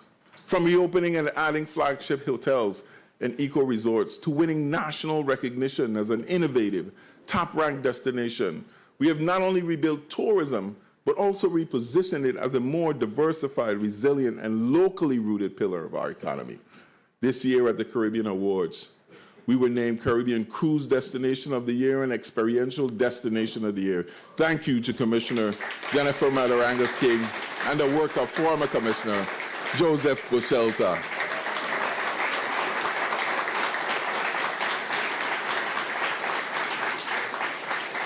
At the start of this administration, far too much of our government was still on paper. Vendors had to walk contracts from desk to desk. It was hard to know where a purchase order stood, and the public had no simple way to see how their tax dollars were being spent. I made commitment to modernize those systems. Today, procurement is faster and fairer, and transparency is more than just a campaign promise. We launched GVI Buy as our first government-wide e-procurement and contract system. At the same time, we launched our Open Finance Portal and Transparency website, giving the public for the first time a clear window into revenues, budgets, payroll, and expenditures. Thank you, Commissioner Alicia Alejandro and Director Julio Raima.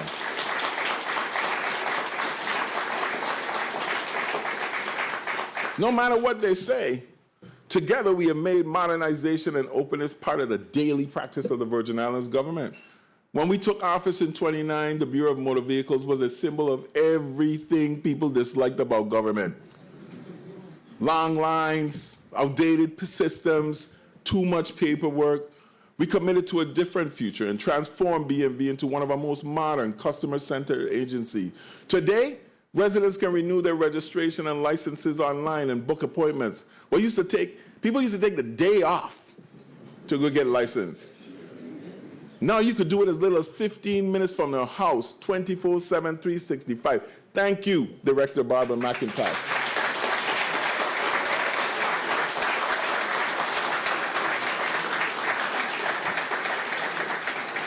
We're making improvements along with electronics and electronic citations, and we've integrated with the courts now, and now I have approved the BMV to allow inspection-free registration for vehicles up to 10 years old. You don't got to go down no more.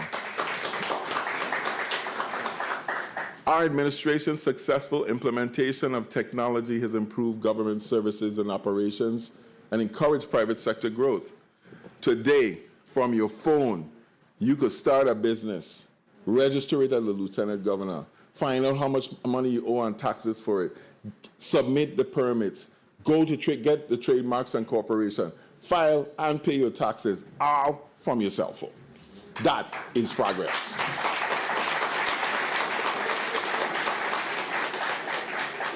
A key part of our shift from crisis to strategy was the creation of ODR. In our first year, I established ODR as a dedicated team within the Public Finance Authority, whose only mission is to manage and drive our recovery. Before ODR, federal disaster dollars were scattered across agencies and projects that move way too slowly. Today, we have one office tracking every project, every obligation, and every deadline, and coordinating directly with FEMA, HUD, and all our federal partners. We grew and secured our recovery from a potential $8 billion to an obligated $25 billion. Further,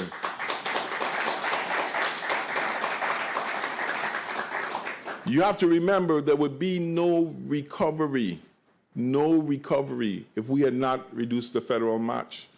The Virgin Islands government and the people of the Virgin Islands would have to find $2.5 billion of its own to match the $25 billion that was given from the federal government. But through ODR and our work with the Biden administration, we reduced that from 10% to 2%, saving the Virgin Islands over $2 billion.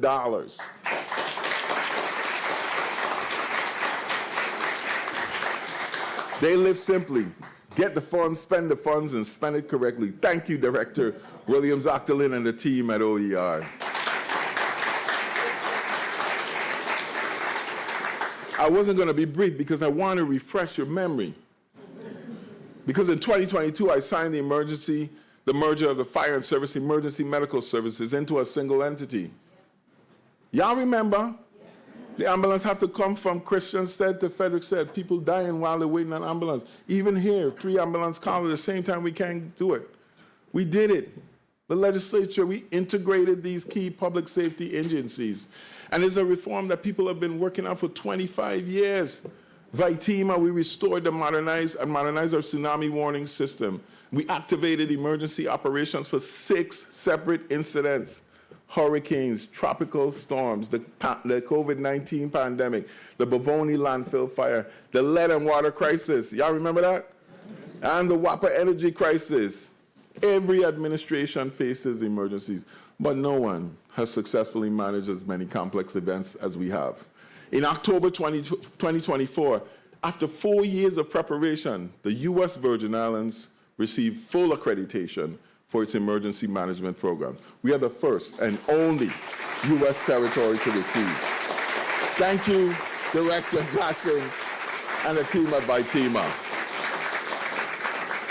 When we came into office in 2019, the state of healthcare in these Virgin Islands reflected years of strain and storm. On St. Croix, 1F Louis was still operating in substandard space and temporary configurations. Let me say plainly, you had to go outside to use the bathroom. Remember that? Schneider was aging and in need of major upgrades. Behavioral health services were fragmented. Our public health data were outdated, and we were trying to find people we lost in the storm. They went to the States and nobody had any idea where they went. Our Medicaid program faced federal caps and an unfavorable match. So even when the need was clear, we couldn't pay the match. From the beginning, we set out on a plan for healthier horizons. We pushed telehealth and technology. We stood up JFL North as an interim facility while we pursued a new permanent hospital. But perhaps the most significant policy achievement in healthcare was securing the Medicaid match permanently. For years, we struggled with the match that forced prior governors to cover 45% of the costs. This was onerous on our healthcare system, but through our persistence, we secured this match at 17% permanently.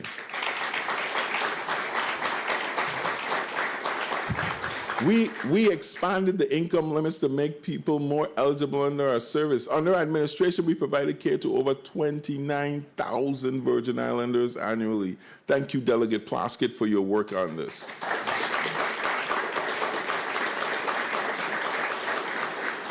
We did this along community partners who filled critical gaps. When the local dialysis center threatened to close, we worked with the legislature to secure funding and expand capacity, enabling Schneider Regional to open a vacant wing and expand dialysis service. We also supported the startup of the 13-chair Virgin Islands Healthcare Foundation Dialysis Center on St. Croix. We funded it, $2 million. We funded the Virgin Islands Diabetes Center of Excellence, which delivers tailored care and education and outreach to the uninsured and the most at risk throughout the territory. Now, more Virgin Islanders receive critical care right here at home. And when we said we would stabilize and rebuild healthcare in the Virgin Islands, we meant both bricks and mortar and the policy that sustains it.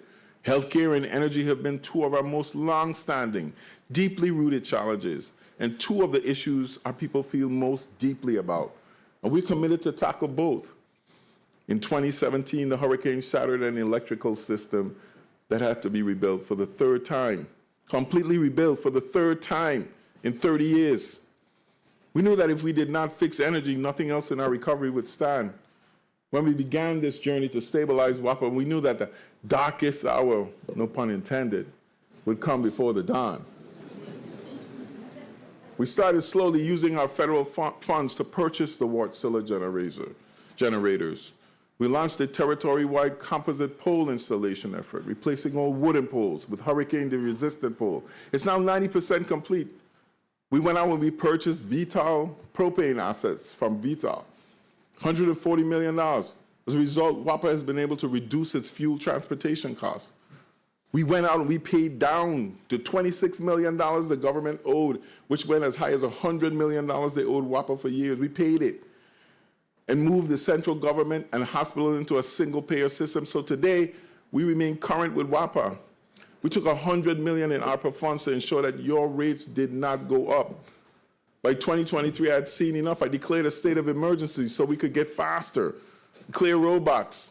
We invested additional ARPA dollars to purchase new generation equipment. And we once again used our rainy day fund to clear more than 11 million in past due balances owed not by central government, by semi-autonomous agencies. And together, these actions did not solve every problem at WAPA, but they turned the corner from crisis management to a real path forward. WAPA has begun to make real progress. The government is paying its WAPA bills on time. The new solar facilities at Bolonga and Fortuna and St. Thomas will increase generation, reducing the likelihood of island-wide outages. That should happen by this summer. And yes, I can announce that the new Wärtsilä units are now operating on propane. When energy costs go down, everybody's costs go down and you have more money in your pocket. But like the rest of the country, we have been beaten by winds of inflation. Every single thing has gone up. Everything except your light bill.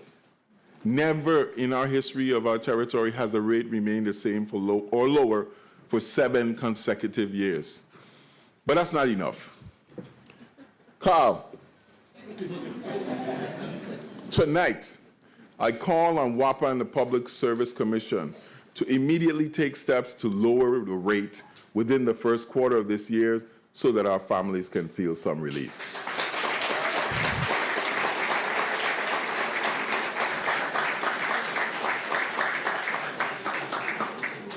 But it won't mean anything if our people cannot accurately get their bill. That is why in this upcoming year, WAPA will begin rolling out its new automated metering infrastructure to accurately read meters. This will cure the excessive estimating and erratic billing that has become far too common. Not only will the bill be correct, but it will be a little bit lower, leaving more for our families and discretionary incomes. But the final fix for WAPA, however, will come when we solve its financial problems. We can harden the system and modernize generation, but we must also fix the balance sheet. And WAPA is working real hard on that solution. I'm asking senators to join me in passing the reforms and tools we need to put the utility on solid financial footing. Only then we will fully deliver what our people deserve. Power that is more reliable, more resilient, and over time, way more affordable.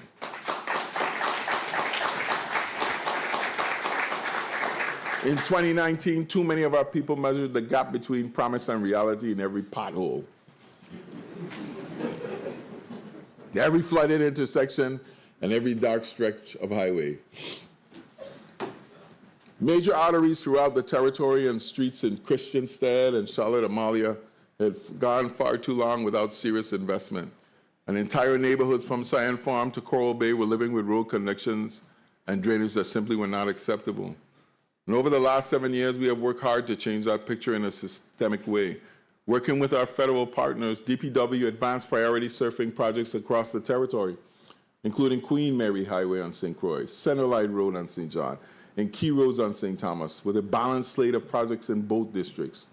We rebuilt or rehabilitated signature corridors and community roads, Garden Street, Long Pat, Mountaintop, Ariel Melchior Drive, Savannah, Main Street, Mandel and Miss Gunn, to North Star Village on St. Thomas, and St. John, Fish Fry Road, Boulder Mountain, Francis Bay, and on St. Croix, neighborhood roads like Strawberry Hill, Wim, Estate Lorraine, Mount Pleasant, Herman Hill, Union and Mount Washington, Estate Richmond, Northside, King Street, and even more. Even on Water Island, we've paved 60% of the roads. I don't know how long that is. We tackled long-standing drainage problems at Coral Bay. Remember how Gallows Bay used to flood out throughout the downtown Charlotte Amalie? Launched and completed the First Avenue drainage project. It's complete now. And advanced road repairs in downtown Christensen, where we paved the whole thing, and Frederickstead too, in phases so that our historic towns are now more beautiful and resilient. You remember in St. Thomas when all the roads were falling off the hill? Pilgrim Terrace, Clearview, Hull Bay, Bordeaux, and up Black Point. We shored up all of those things, ensuring those roads would last for decades to come. And as I look back from 2019 to tonight, the story of public work is that we move from patching problems to executing a real plan, delivering safer and smoother roads, better drainage, brighter highways, stronger bridges, and a more modern ferry and transit networks. We're not finished, but we're no longer stuck in neutral. No.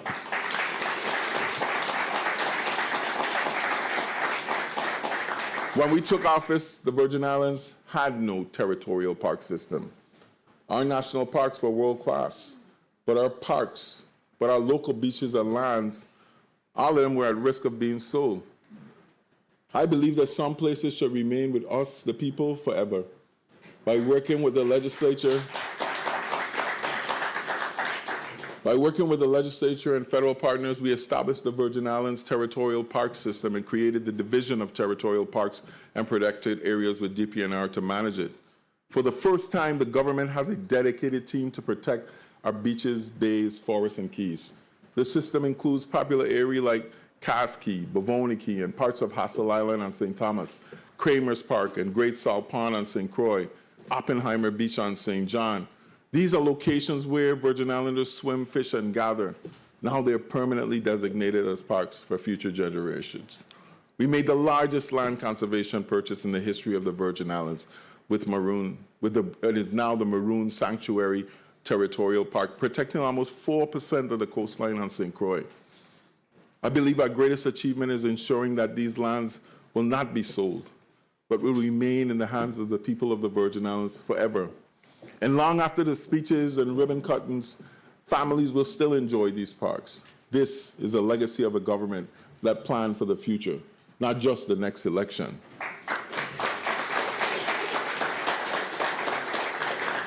In 2019, our ports reflected years of underinvestment, and we chose to change course. On St. Thomas, we were allocated $25 million to dredge Charlotte and Mali Harbor, positioning WICO to welcome larger vessels and strengthen both tourism and cargo. I'm pleased to tell you tonight that after the second time for this going out, we do have 5 bids in, and we'll be awarding a contractor to get that started this year.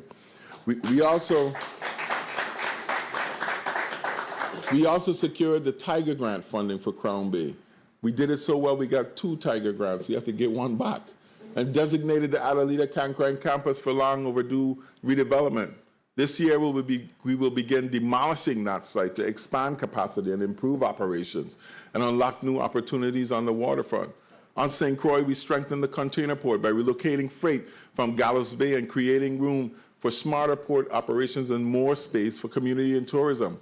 We upgraded the airport departure lounge and improved key facilities through public-private partnership, helping us attract and retain more airlift to the Virgin Islands. These are not isolated projects. They are connected investments in how we move people, move goods, and build an economy that is ready for what comes next. Over the last 7 years, we have transitioned from managing crises to crafting a comprehensive housing strategy. Working hand in hand with the Virgin Islands Housing Finance Authority, ODR, and EDA, we rolled out initiatives such as Envision, VI Slice, Own a Lot, Build a Home, to support home repair construction. We've made significant strides by completing numerous affordable and mixed income projects, adding or preserving over 643 units for seniors, families, and first-time home buyers, including 300 units for home in ownership, most of them available at Bellevue Village and Calabash Boom in St. John, also some in Loverland, creating new homeowners on the Little Island. In line with our workforce security initiative and Vision 2040, the Virgin Islands Department of Labor has moved from crisis management to strategic growth. On St. Thomas, we ended nearly 40 years of leasing and more than $9.7 million in rent payments when we purchased the Department of Labor building on Princess Garda. We also strengthened the systems at Labor, the Unemployment Insurance Trust Fund. This is one that's special to me because you know I was a Labor commissioner. The trust fund grew to a debt of $100 million. The Great Recession, the refinery closure, and COVID created a chasm that we thought would never get fixed. For years, employers bore that cost. We acted and adopted to plan to fully retire that burdensome loan. Today, from $100 million, that debt is to $22 million now. This June, we will totally pay it off. Once again, our fund will be solvent and hiring employees will become less expensive for our business people. We consolidated government insurance and workers' compensation, collected $6.8 in employer contribution, and increased benefits. After years in the red, we have a workers' compensation system that is solvent once again. Thank you, Commissioner Malloy, and your team at the Virgin Islands Department of Labor.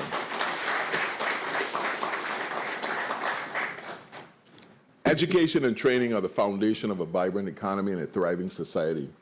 We have to give people, our people, access to the tools they need to compete if we are to grow as a society. Even before entering office, we set the stage.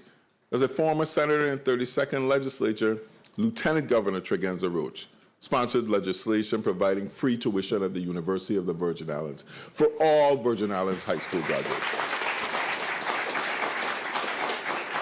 We further expanded that effort, and for the past 2 academic years, part-time and online students have had the opportunity to attend the UVI at no cost to them. We are the first state or territory to implement or maintain this in the country. Our priority in early education is yielding results. Test scores have been improving in our elementary schools. Pre-K classrooms are now in every single public school. We have increased graduation rates and test participation and proficiency in English language arts, mathematics, and science. Equally, we focused on ensuring Head Start remains relevant and the essential component of learning and development paradigm. We began with the renovation, in some cases, the total rebuild of 6 new Head Start learning centers. In September 2025, Cruz Bay Head Start welcomed learners. Once again, it is abuzz with young, precocious minds eager to explore the world. In 2026, we will add 4 additional Head Start. Thank you, Commissioner George and your team at the Village of the Department of Human Services. From the first day I took office, I had a simple dream. I wanted every talented young Virgin Islander to know that there's a real path to come home, serve their people, and build a world-class career right here. That dream took shape in 2021 when I unveiled the GVI Fellows Program, an internship designed to provide college graduates with training, exposure, and networking opportunities within their own government. To date, 54 college graduates and young professionals have served as GVI Fellows, placed throughout 12 departments and agencies. 62% of our fellows are still working in this Virgin Islands government. And 38% have gone to graduate school or in the private sector. Thank you, Director Cindy Richardson, for leading this effort. My commitment to growing this economy by strengthening our workforce did not begin or end with that effort. We signed union contracts, granted substantial salary increases, and ensured that the starting salary for teachers is now $52,500, not $44,000 like when we started. And the average starting salary for a nurse is $75,000. In fact, government salaries are up 25% on average, $10,000. And the average age of our employees has actually been reduced by 10 years. We're making government younger, stronger, and building a new generation of public servants who love these islands, understand our history, and have the skills to lead us into the future.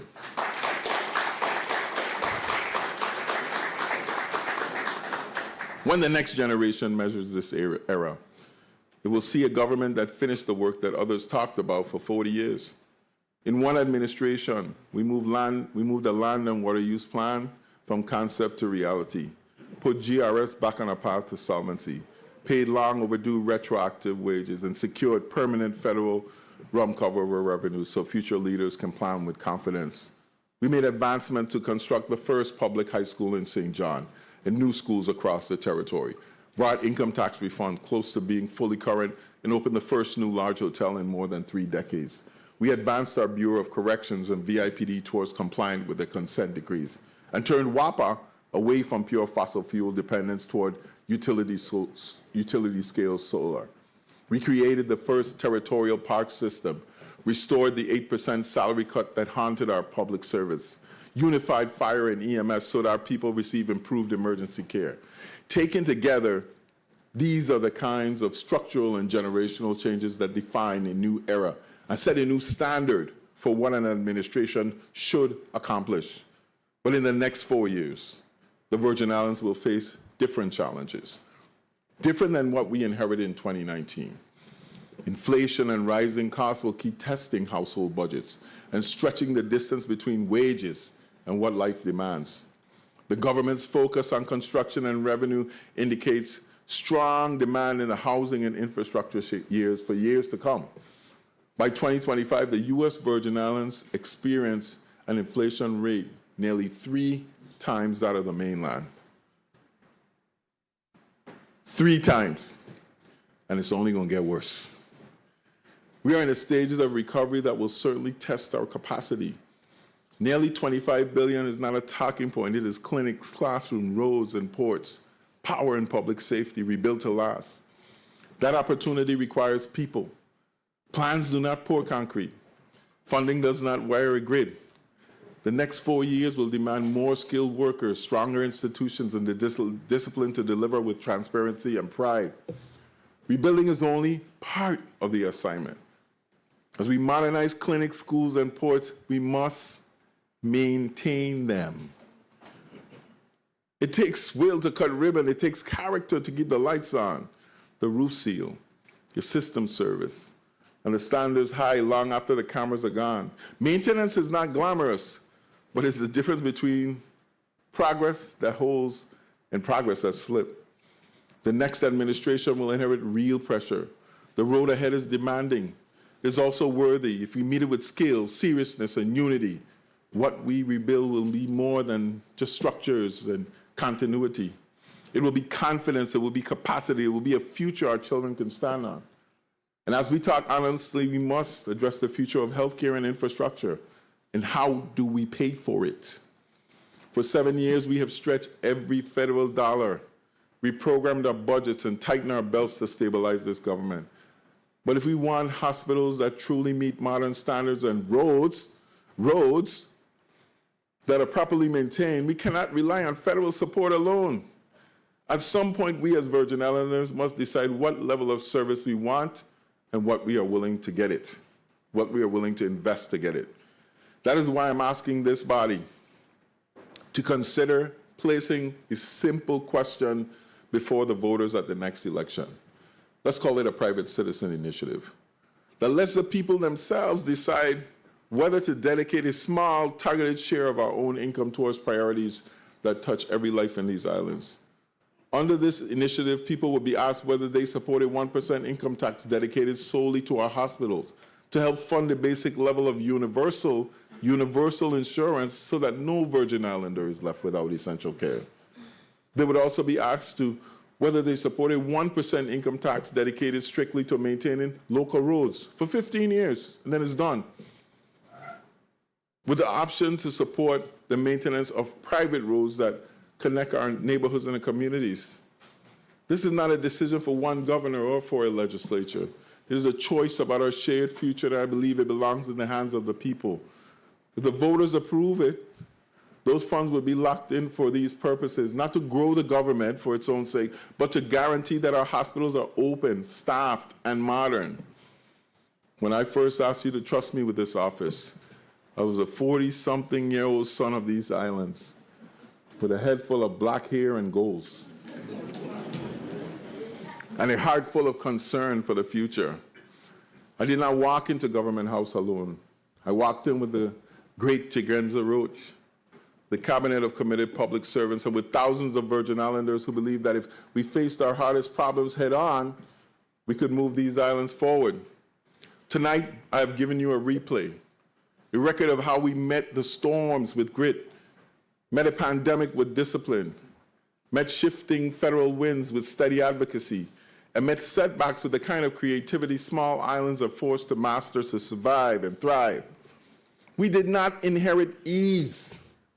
We inherited long-standing challenges, and we continue to meet them head-on. I stand here tonight knowing I am only one of 9 individuals elected by our people to lead this territory. I did not start this journey, and I will not finish it, because the stories of these Virgin Islands does not belong to any one governor, It belongs to our people, generation after generation, carried forward by love for home and the steady will to keep building this home. Tonight,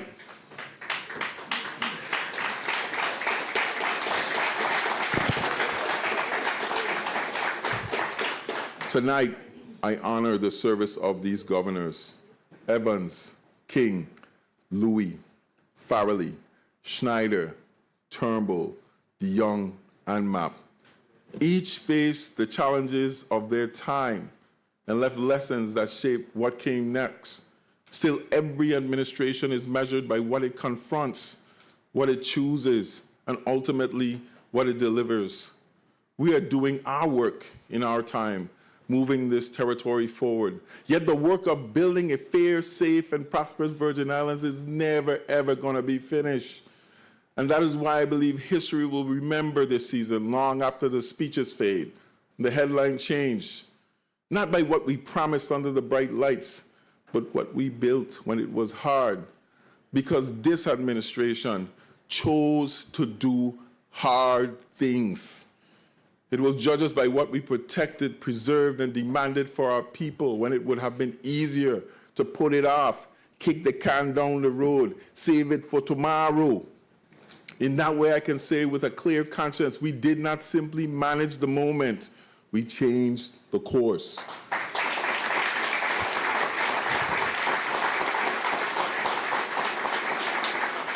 We changed the course when we moved recovery from paper to pavement, from renderings to projects. We changed the course when we refused to let energy remain a permanent excuse and started to turning our grid toward the future. We changed the course when we stopped accepting a government held together by good intentions and chose responsible planning over political comfort.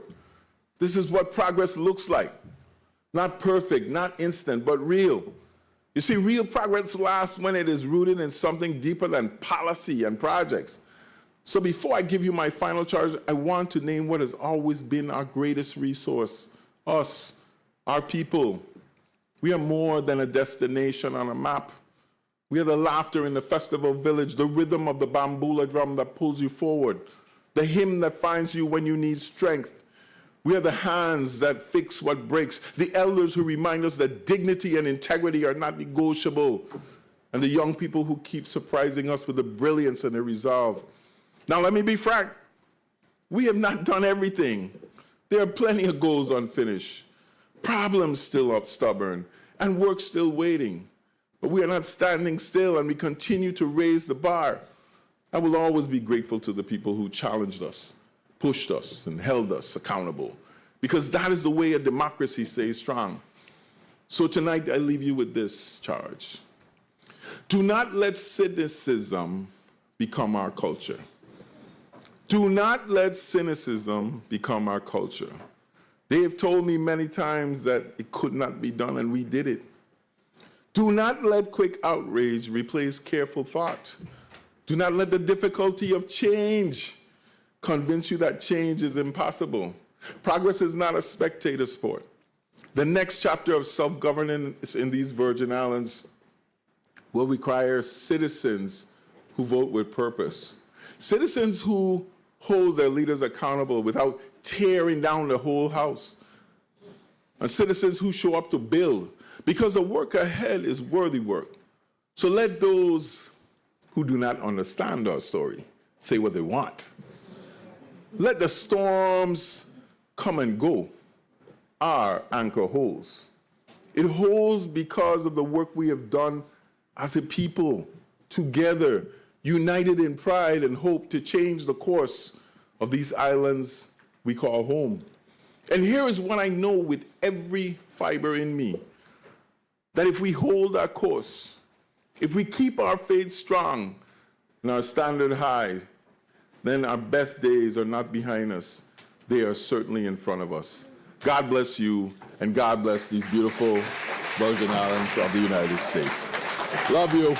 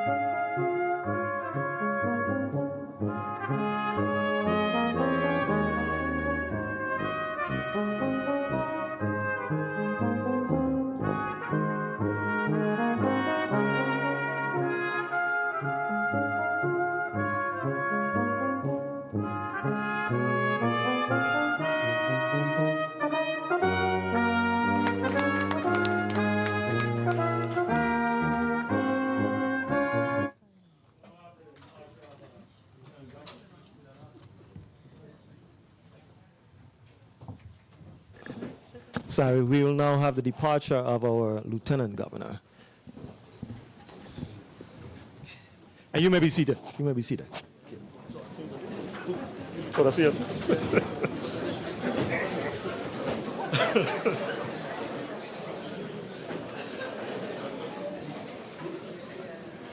Yes.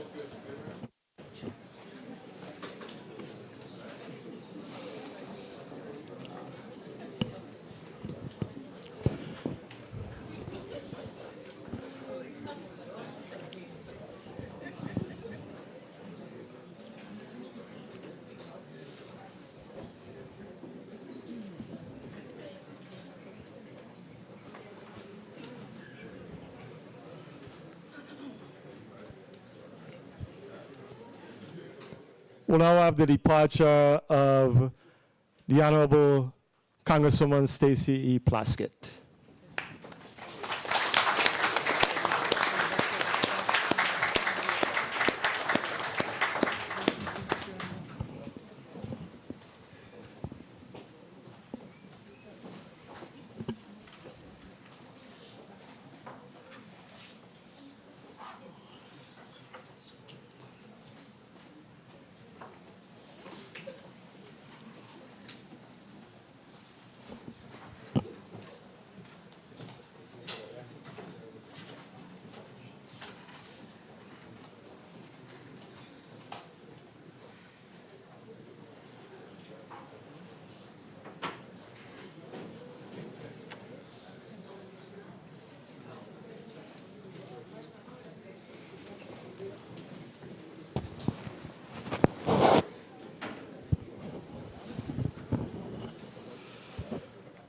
Followed by the departure of the Honorable Chief Justice Reese Hodge and the Judiciary.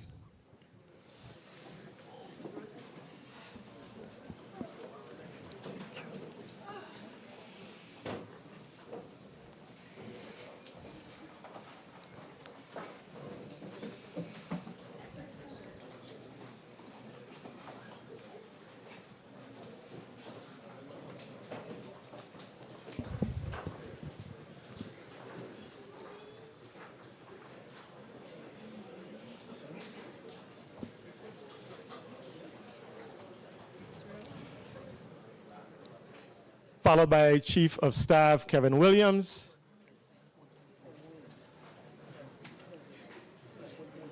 One second, Chief. Mr. Chief of Staff. We'll let the judiciary clear the area so we don't have a backlog.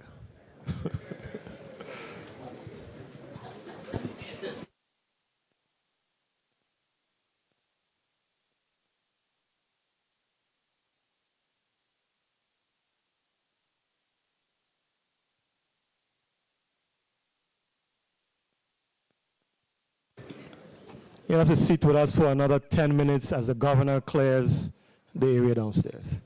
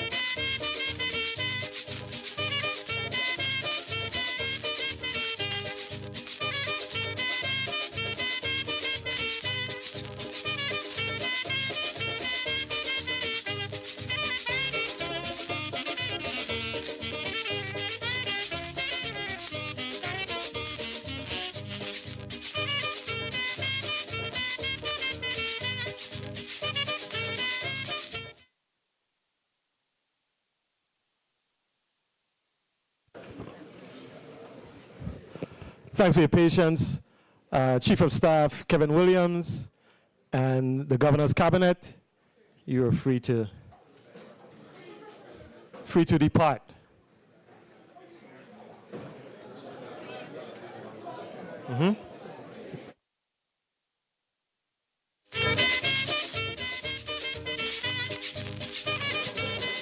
Followed by the semi-autonomous instrumentalities.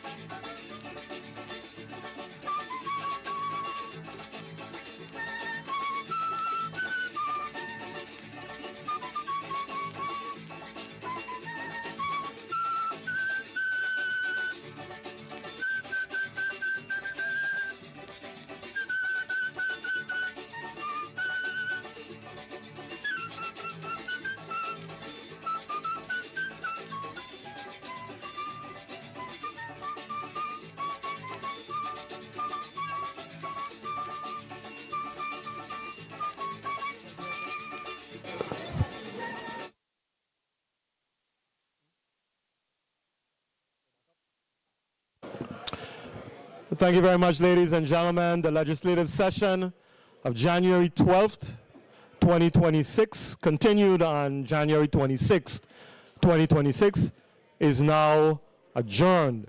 We ask the viewing and listening audience to remain tuned in for Senate reactions to the State of the Territory Address and the legislature's post-address coverage. Thank you very much, ladies.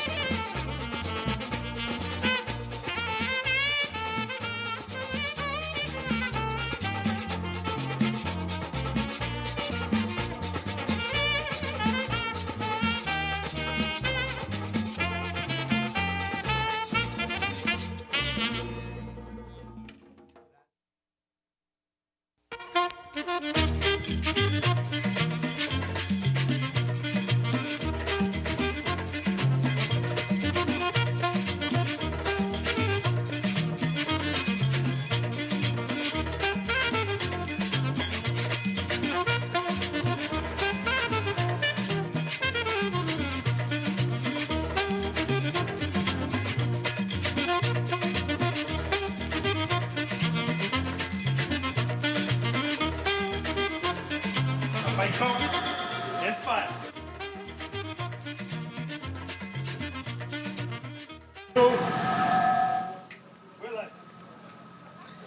The governor has just concluded his 2026 State of the Territory address here at the Capitol building.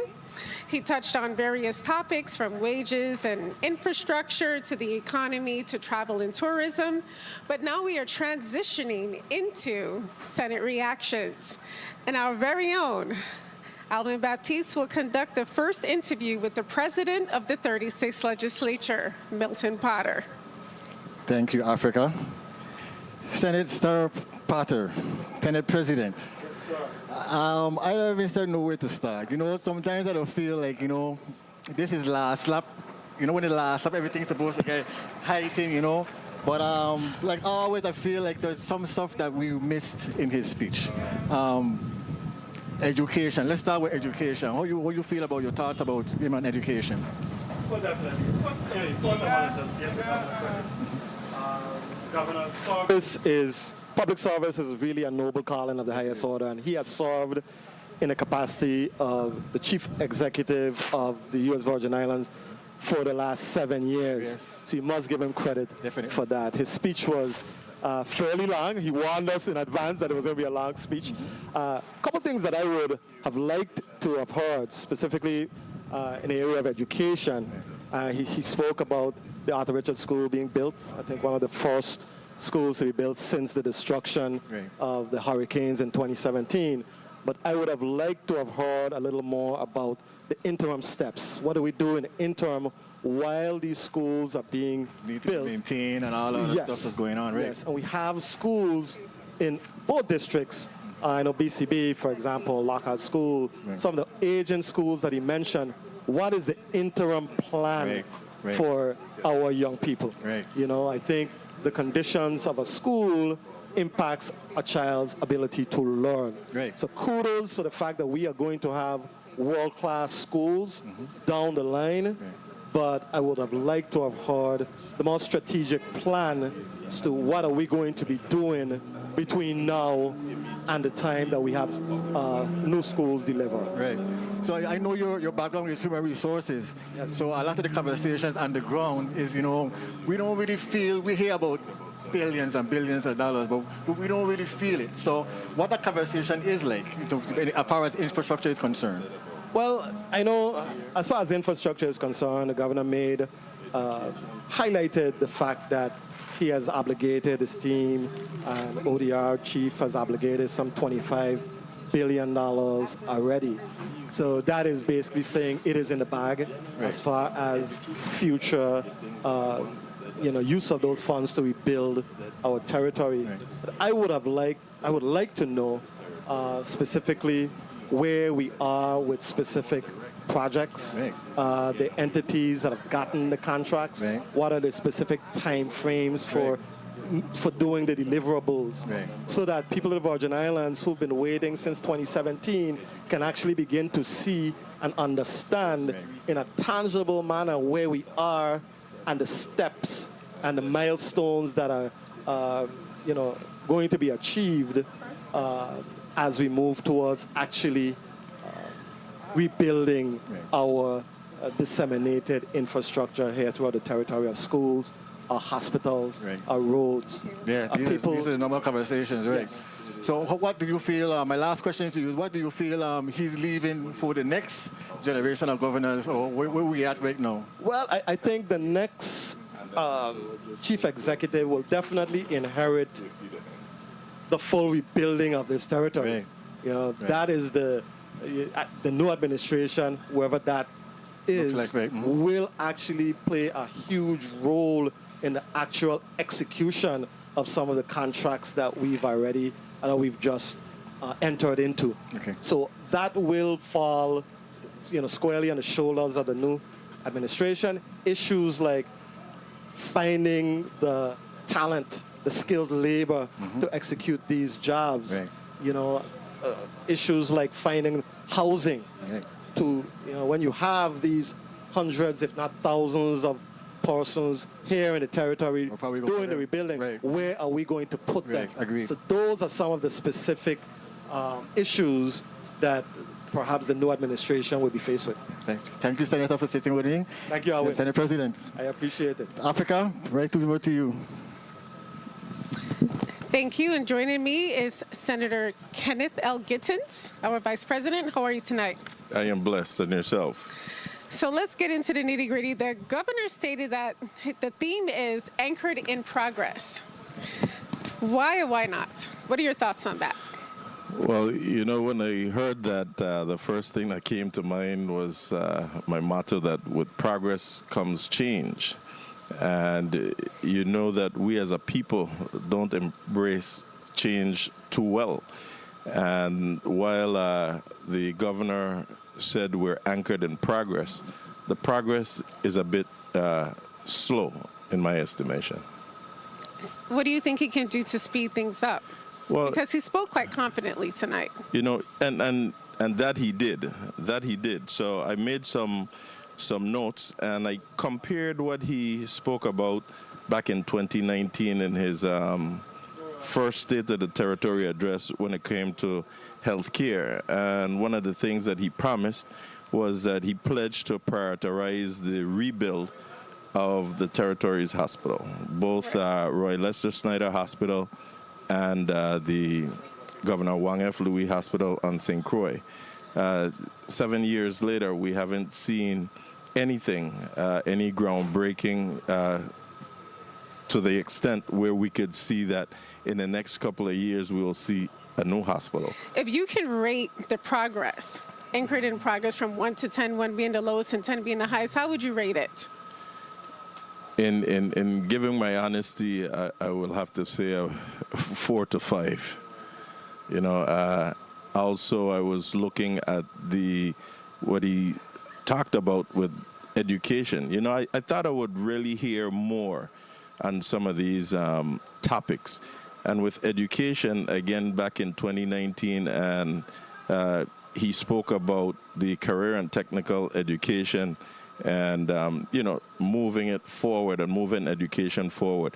The legislature have passed legislation to enact Act 8506, which is to have the EMS course in high schools.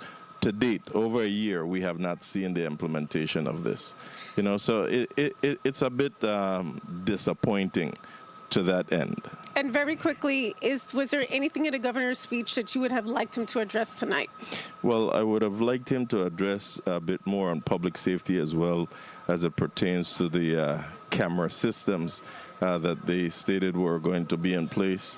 He did speak about public safety, but not in depth to where we can actually see. He did touch on the e-citations, but crime is a problem. Thank you, Senator. Back to you, Alwyn. Good evening. Thank you, Africa. Here sitting with the majority leader, Senator Kurt Bialy. How are you doing tonight, brother? I'm good. Good. Put your mic. Excuse me. Put her closer towards the table. Closer towards the table. All right. In this way. Once again, good evening. Good evening. Alvin, I saw you down here doing your work from early. Yes. We're going through it. So first off, veteran senator. So you've been through a lot of State of the Territories. Give the governor a grade on this one? What do you think? How do you feel this one went? I won't give him a grade. I'll give you a synopsis. Okay. Because I've listened to all of the State of the Territory address for the last couple of years. This one was taking excerpts of all the previous State of the Territory and repeating it tonight. So you heard a lot about we have $24 billion. We're going to get this started. We're waiting on a contract. A lot of if. Yeah. And you didn't hear a lot of the real concrete information in terms of what is going to take place in the next 11 months. Yeah. You know, what are the initiatives of the government of the Virgin Islands? What his last stuff going to look like? Reference, yeah. You know, so you didn't hear a specific clear message. Right. You know, but you heard a lot of coverage of the past. Yeah. Coronavirus, the increase in tourism from 3-4 years Right. ago. And I was really looking for more specifics in terms of the path moving forward. Right. You know, what is going to happen in reference to mental health? How are we going to deal with that challenge? How are we going to deal with the homeless population? Yeah. How are we going to deal with the number of unfinished projects to include Hospitals, hospitals? Yeah, you heard again We're nearing a contract. You heard the same thing last year Right. in reference to the hospital. When is the rebuild actually going to take place? What is the status of the long-awaited Paulie Joseph Stadium? Yes. When is that going to be completed? They Yes. said it was supposed to be completed by Christmas. Right. It hasn't, and there was no touch whatsoever. Right. Central High School complex, veritable shelter, Charlotte Mali, at the Donna Krishnan Center. When are shovels actually going to be in the ground? Right. Because when you listen to the speech, you feel good about what is being said, but the reality when you come outside Right. and you Feel drive good to around who? and, People them, right. and the people, they're not seeing literally what was said in the speech. Right. The reality is that we still have a lot of issues with roads, we still have a lot of issues with the sewer system, with schools, with the healthcare system. So the reality people aren't seeing. Right. And I also want to close by saying a lot of the accomplishments, I want to say congratulations to the Senate. The Hotel Development Act, that was my bill, I didn't get the acknowledgement. Right. The minimum salary increase Right. for Which is government very employees, important, very which was important. Right. passed and then vetoed and then had to come back 3 years after. Right. So a lot of the initiatives that were spoken about were actually the result of the Senate working hard together. The Stabilization Fund for GRS went through four literally draft of that particular bill, and we made sure that the monies were earmarked for the retirement system, and all of it was rolled into, well, I accomplished this, but it was Right. definitely a unified approach in reference to the legislature, working with Government House to make sure that we make things better. But I just wanted more specifics. Yes, like I said, we love it. Exactly the case. But I love your take on it, and we're looking forward for the next 11 months. Hopefully, like I said, his last lap. This is his last lap with the case. And wait till he leaves for the next incoming organization. And we're going to look forward to the next 11 months. We have worked well together on a number of initiatives, Frenchman Reef, the solar project, and we're looking for whatever Government House is going to send down, and definitely we'll look at it, see if it's in the best interest of the people, and if we need to refine it, to do what we have to do. But I'm looking forward to the next 11 months, and hopefully we'll be able to progress and do well. Thank you, Senator, for sitting with me. Thank you so much. All right, have a good evening. Okay. Back to you, Africa. Thank you. Joining me right now is Senator Ariel Lewis. How are you tonight? I'm great. I'm doing wonderful. How are you doing tonight? I'm doing pretty good. Can you share your thoughts on the governor's speech? Well, tonight the governor gave his last and final speech, and while it's just a speech, he couldn't encompass everything. But it was great to hear some points. The governor told his story, like he's been touting in the news. He told his story, and he did it well, to his best of his knowledge, I would assume. But some of the things that he said tonight really resonated, because I was his administrator at a point in time, and I remember all the roads and when we got him about the street lights and so forth. So, it's a great speech to go back to fact find some of the things he said, but for the most part, I do remember a lot of the things he said and he stated in his speech, and I was grateful for that, yes. In terms of workforce development, were you satisfied with the areas that he touched on as it pertains to workforce development in the United States Virgin Islands? Well, tonight he didn't go too heavy in workforce development, but one thing I know with all these new infrastructures that we're putting in, we need to really beef up our education system and provide avenues for our students and our children to move these Virgin Islands forward, because we're building on more modernized facilities. We're doing a lot of great things. And a lot of other things we're going to have to do. We're going to really require some public-private partnerships to really propel these islands forward. But for the most part, we really need to focus our attention on our education system and our Department of Labor to put things in place for our children for the future. In terms of ethics, the governor acknowledged cabinet convictions. Do you believe current ethics reforms are going too far? No, we could never have enough ethics reforms. I think certain things, what I think we really need more is more governance and more enforcement. We need managers to really start managing and operating. We need more checks and balances. He talked about his procurement system being one of the best in the nation, but things are still happening. I'm really glad that he acknowledged that there were some flaws. He stands committed to root out corruption in his administration. It's a tragedy what happened earlier, but I'm glad for the commitment. But as a legislative body, we need to stand firm and put some legislation in place to really work together to really get our ethics commission going, so we could take a better stance on this. And very corruption. quickly, can you tell us, is there anything that you would have liked him to talk about more of tonight? Well, for me, with all the facilities going up and being constructed, I would have liked to hear him talk more about our elder population. I was looking forward to hear about a good rehabilitation center, homes with assistive living, and so forth. But, I guess he could encompass all, so that's where my job comes in, to drill down on it, being the chairman of Government Operation Veterans Affairs Consumer Protection, to look out for our people. Thank you. Thank you. Alvin Baptiste. I'm here with the finance chair, Senator Noel Francis. How are you doing? Hi, good evening, Alvin. I'm doing great. How are you? I'm good. So first off, what do you think about the governor long speech? It was very long tonight. Hopefully he got everything that you were looking for. What you thought about that? Well, obviously he had a lot to say. I mean, it's been 8 years, right? So he wanted to put a lot into that speech. I think that he gave a great summation of his 8 years of service to the people of the Virgin Islands. Certainly he talked about some of his success stories and some of the achievements that have been made. I could certainly join in those achievements because I've had the responsibility in helping to move some of the legislation that supported some of those initiatives that he spoke about this evening.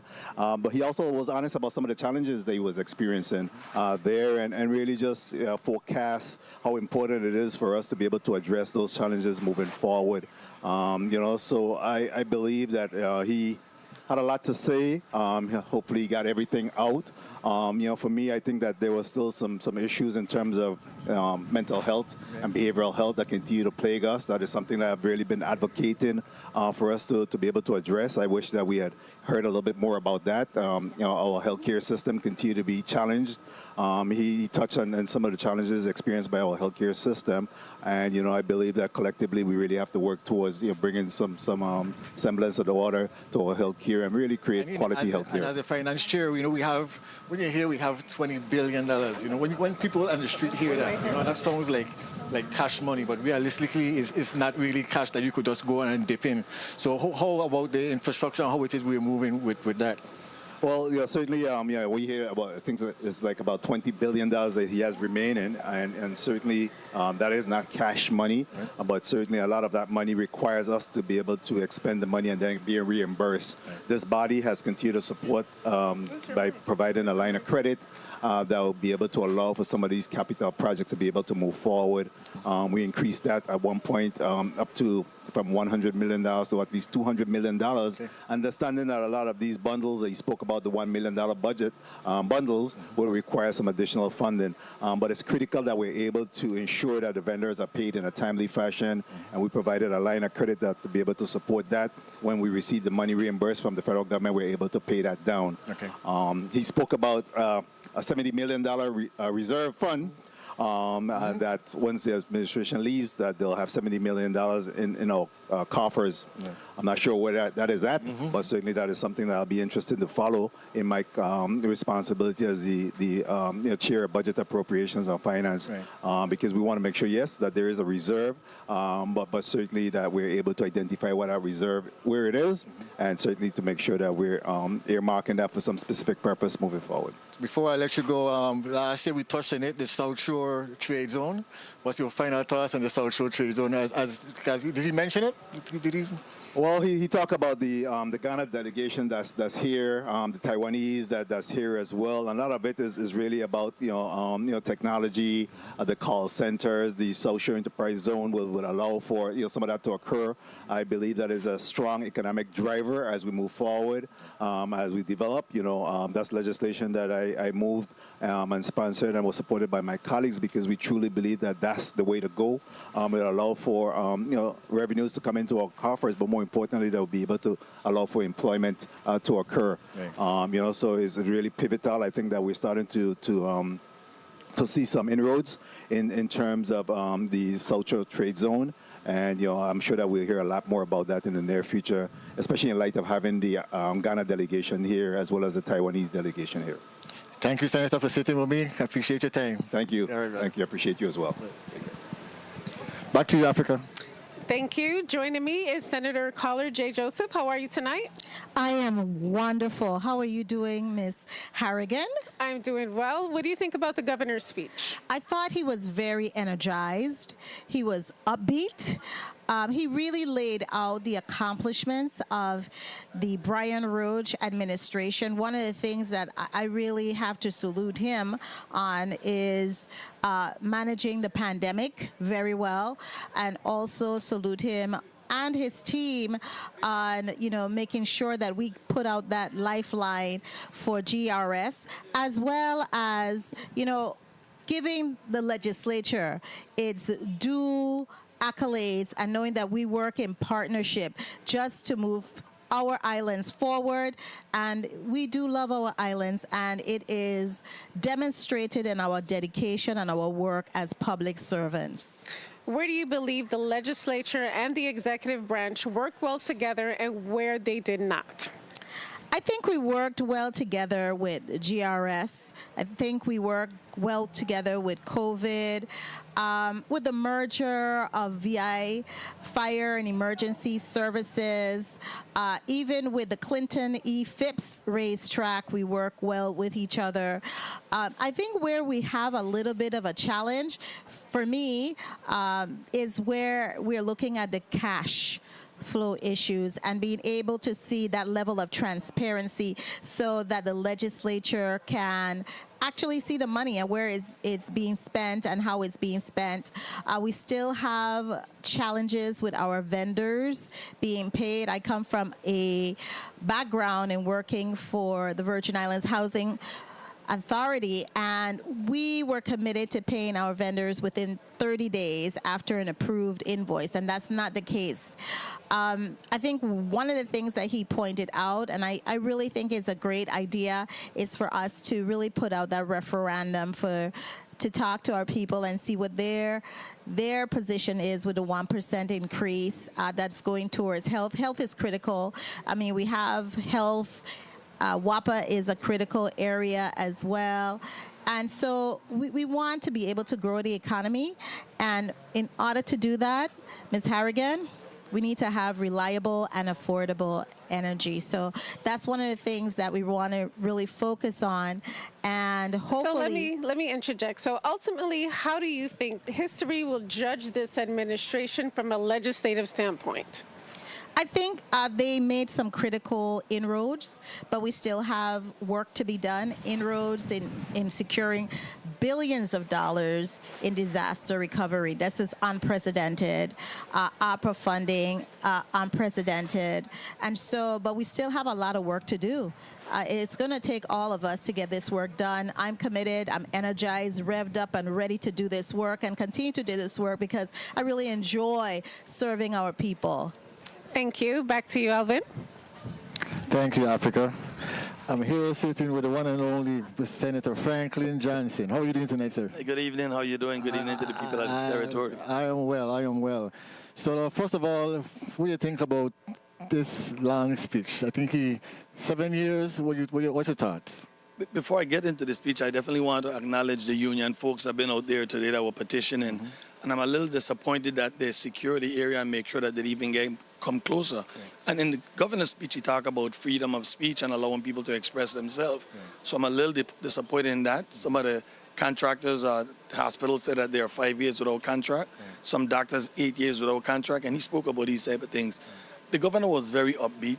And they accomplished some stuff. Right. I must acknowledge that they did accomplish some stuff. But there's a lot still left behind. Yes, Paulie Joseph. Yeah, don't let's go down the road, please.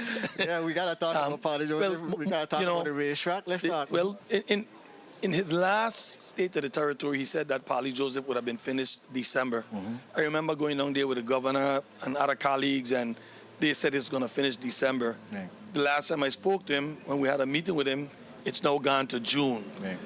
I personally believe this contractor is not going to fulfill his obligations and complete this park. It's certainly looking so. I continue saying we need to go after the bands, the folks who sign off on it, make sure we complete it. He spoke about horse racing. And in the agreement and the little bit that he shared with us, it's not going to work that way. Right. Southland Game wants to build the track on St. Croix. In his conversation, 5 years to run the track. They want to put the Racino away from track. Anybody that knows anything about horse racing, Racino has to be on the horse track itself. So if it's going to work, it has to be where that Racino is on the horse track itself, on the racetrack, because that's the only way we're going to generate money. Racino pays more taxes than if he have that business off the track. So we definitely need to make sure that happen. In this speech, again, he spoke about Frederickstead and 3 roads that have not been touched from 2 terms of testimony. Strand Street, King Street, and Queen Street. They said they were going to fix them. They haven't been fixed. When the last time I spoke to the commissioner and the governor, they said right after festival, these roads are going to be fixed. Festival done. Festival done. I ain't seen no work yet. You know, so I also want to say thanks to the governor. He signed off on the minimum wage bill. Which was which a very needed. important bill. You know, so I want to give him thanks for that. I think the next thing we need to do is talk about, cost of living, so we could have this bigger conversation. Most definitely, because as you look around, the cost of living, the price of food, everything continued to move. And that's why for me it was important to move that minimum wage bill so that the people in the private sector could get some kind of relief. You know, so that was important for me, and I really applaud that he signed off on it. I was kind of worried, not knowing if he was going to do it or not. You know, you got to come back to us anyway, Trey, so we good. Most definitely, Si, but I hope that my colleagues was willing to support it if we needed to. But Governor gave me his word on that, and this is one time he fulfilled his words. You know? Right, so I'll give you plus one. Plus one. All right. You know, there's a lot of other things that he did not discuss. For instance, the Juan Louis Hospital. In the 2024 and 2023, he said that the hospital in Juan Louis had been demolished by December 2025. The modular are only temporary, and we outlived them. 7 years. The hospital is still standing there. They need to make a move. Again, he promised that it's going to happen. We cannot continue staying in these modular. They are not been put there for this length of time. So I sure hope we do that. Spoke about schools. Only 1 school is being built right now. And in his last State of the Territory, he said we should have been starting 10 of them by now. So these are the things I look at. I looked at things that he promised and looked at some of these stuff that was not delivered. For me, it's a little disappointed. They got some work done. And I will continue saying that. They did get some work. I see Melvin Evans have finally been lighted up after the storm. That's a plus. I saw that road by the container port. That is completed. That's a plus. So it's not all that bad. You know, but any administration, you're going to always have a lot of work that they promised that ain't being fulfilled. So I definitely looking forward in some measures that I have had in conversation with the governor, which is a speedy trial bill. Because too long people are being held in prison and can't get a case. So these are some of the measures that I'm trying to bring forth. Had some conversation with the Attorney General, planning some meetings with the court, and then with different agencies to make sure that we put a well put together package so that people could have a fair time for their trial and be heard. We're looking forward to it. This is the last lap. Thank you, Senator. Thank you very much. Thank you very much. You look good in green, man. Thank you, Senator. I'll pick back to you. Yes, he does look good in green.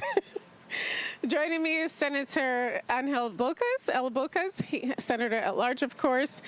So the question is, from your perspective as a legislator, does the speech accurately reflect the lived experience of Virgin Islanders? Good evening and welcome to everyone who's tuning in. I would say that the governor's State of the Territory address this evening was very broad. It did not specifically hit on every single issue or concern that Virgin Islanders have. For instance, there was no mention of food security and agriculture, which I believe is one of the initiatives that the legislature of the Virgin Islands has took upon itself with the agricultural plan being approved. And we really have a lot of work to do in that area if you're going to really get serious about food security here in the Virgin Islands. Would you equate food security along with financial stability in terms of the youth that are here in the Virgin Islands? So yeah, I think food security does come with a lot of economic value and security for the livelihoods of all Virgin Islanders. Specifically for the youth especially, there are so many different industries that exist in agriculture that the youth could actually tap into. And of course, we've seen the exponential growth through the cannabis industry that is now forming more. So lastly in the news, we saw that the OCR has made some advancements in that area as well. So economically, that will bring a lot of viability to the Virgin Islands as well. In rating the governor's speech, would you rate it 1 being the least and 10 being the highest? How would you rate his speech and why? I would give it 8.5, maybe 9. Again, I think it's very upbeat, very positive. He rolled out the red carpet and told you about all the accomplishments his administration has made since the inception until now. However, there are some other things that need to be done. He did also allude to them in his speech, stating that there is a lot of work to still be done, in addition to the fact that the next administration, whoever comes in, has to fulfill that mandate as well. So, again, he did not touch on agriculture in his speech. He mentioned a number of things concerning his accolades, but one of the things that I just want to squeeze in there really quickly is he did mention the purchase of the Department of Labor building, but he did not mention the champion of that bill, which happens to be myself. So I took a little exception to that. I'll deal with him at another time. Thank you, Senator. Back to you, Alvin. Thank you, Africa. I'm sitting here with Senator Marvin Blyden. How are you doing, sir? Good evening. I'm good to see you, brother. Good to see you. I'm good. And yourself? I'm good. Very well. How you feel about this 7th State of the Territory? Honestly, it was very upbeat, optimistic. I've heard it all before. But honestly, I don't feel it matches reality. And that's what bothers me a lot. And I hear that a lot through the community. There's a lot of accomplishment, don't get me wrong. Right. But there's a disconnect somewhere. Right. Okay, does not match reality. Agree. So let's talk about housing. I know you're a champion about housing, so let's go straight into it. That's where it is, your forte is. Well, when it comes to housing, as you know, I'm a big advocate. And I also took exception to some of the things I heard this evening also. Of course, I'm happy to hear that we have done 90 homes with the Invocation program. Right. You know, I'm glad to see that my people are being housed. Right. But at the same time, we have 1,600 applicants. And it's been 8+ years. Yes. So that's my, take on that. Right. I appreciate the work they're doing. They're moving real faster quickly right now. And I want to thank Adrian Williams Acton for what she's doing in that respect. But it has been some time, and I want to see more progress moving forward. Right. There are many individuals in terms of elders who have died, still waiting for their homes to be repaired. Right. So I will be working along with them to see how we can really streamline processes in that respect. And we got some government workers that are trying to get into there too, to be honest with you, but the processes feel a little tedious, And you're talking about a slice program. That's another story. But at the same time, I must say, and I will mention that today I met with the Federal Home Loan Bank of New York, and we will be meeting tomorrow and Wednesday in St. Thomas. I was in St. Croix today. We'll be in St. Thomas tomorrow and St. John on Wednesday. And I must say that they are a fresh breath of air in terms of assisting us with home ownership opportunity for people. Right. They are here doing some important work, and they're going to be doing workshop and training moving forward. I look forward to having those discussions and seeing how we can help our people. But at the same time, home ownership, as you know, is the most important investment anyone can make. And I'm going to do everything in my power to see how I can assist my people moving forward. And a lot of us are waiting on that, to be honest with you. We've been waiting, That's on the ground, We want to be a part of the land. We want to be a part of that conversation. Nobody wants to be renting for the rest of their life, So. Never that. And as a matter of fact, I will be having further discussions probably by the end of next month in respect to also some great news that's going to be coming. I don't want to spill the beans right now, but there's some great news coming in terms of building homes here and having a plant on the island of St. Croix. And at the same time, I'm looking forward also to the second summit. And we have some great things coming here in the territory. Anything you're looking forward from the senator, from the governor for the rest of his term? Yes, I'm looking forward to seeing results. I'm looking forward to seeing projects roll out and moving forward without us losing any funds, because, yes, he has a lot going on his plate. Yes, we have hit record in terms of amount of funding we have, but I just want to see completion. I want to see some ribbon cuttings. Right. You see what I'm saying? I want to see the schools being built. Right. I want to see the hospitals being completed, because right now we're in a crisis. Right. And I want to see more collaboration and cooperation between the executive and the legislative branch in terms of using our ideas, working together to get the same goal, because we all want the same thing. It's how do we get there? And many of us have great ideas, but we really don't get a chance to really assist in putting those ideas into action and getting the results that we all want. And most importantly, people need to feel it. Definitely. Most important. That is the most important thing. So I look forward to, again, working more closely with the administration his last year, and hopefully they listen to some of the things we are saying, and we can work together in that respect. Thank you, Senator, for sitting with me. Thank you so much for the time. I appreciate it. Back to you, Africa. Thank you. Joining me is Senator Ray Fonseca. How are you tonight? Fine. Yeah. Yes, I'm fine. How are you doing? I'm doing wonderful. So my first question is, do you support the push for a single territorial hospital system? Yes, I definitely do. You know, I listened attentively to the governor's State of the Territory address, and I'm concerned in a few areas. As you know, the hospitals have been understaffed. The hospitals have their own issues, which brings about the reason why the merger is being asked for. The hospitals have not been billing. In addition to that, even though the 36th legislature has been able to push additional funding for the hospitals. And speaking of funding, what role should the legislature play in ensuring hospital rebuilds stay on schedule and within budget? Well, the budget issue is a part of the insurance mix. One of the main problems with the hospital is our payer mix. When you look at the Cigna, when you look at the Medicaid, when you look at the Medicare, and when you look at the self-pay, our hospitals are basically set up to fail. So this push to realign the hospitals would be a good move in the right direction so that we can get our health care improved. As you know, long emergency lines, the borders, our elderly care, there's a lot of issues that remain in the hospitals, particularly with the borders, which are those elderly patients that require a certain level of care that their family can no longer provide. So yes, I do support that push to merge the hospitals and become more efficient. You had mentioned Medicaid, but how significant is the permanent Medicaid match reduction for long-term health care funding? Okay, right now it's 87%, and we have to match the 13%.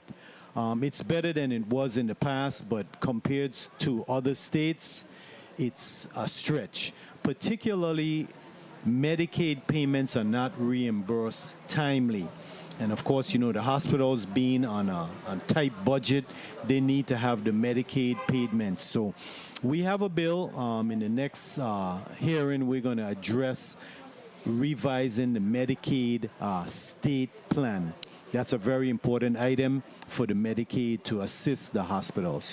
And very quickly, can you tell us, was there anything in his speech that you did not hear him say tonight that you would have liked him to say? Yes. And speak about. And, you know, I have several concerns, particularly when it addresses WAPA. As you know, for years I've placed on the record of the inefficiencies of WAPA. The governor mentioned tonight over $100 million was given to WAPA in ARPA fund. In addition, last year there was over $32 million in budget stabilization fund. Just a few weeks ago, we're giving them an additional $4 million that's going to tap into the insurance guarantee fund. And WAPA still provides unreliable power. The metering is a problem. I have a proposal to petition the United States Congress to engage in a Chapter 9 restructuring of WAPA, because the governor even admitted tonight that the debt that WAPA has, which is a little bit over $350 million, that's not going to go away. And I'm not surprised that WAPA is still on the agenda, and WAPA is not going away. We need to get WAPA fixed. And that's going to be one of the legacies that the governor has not been able to accomplish. Thank you very much. Back to you, Alvin. Thank you. Thank you, Africa.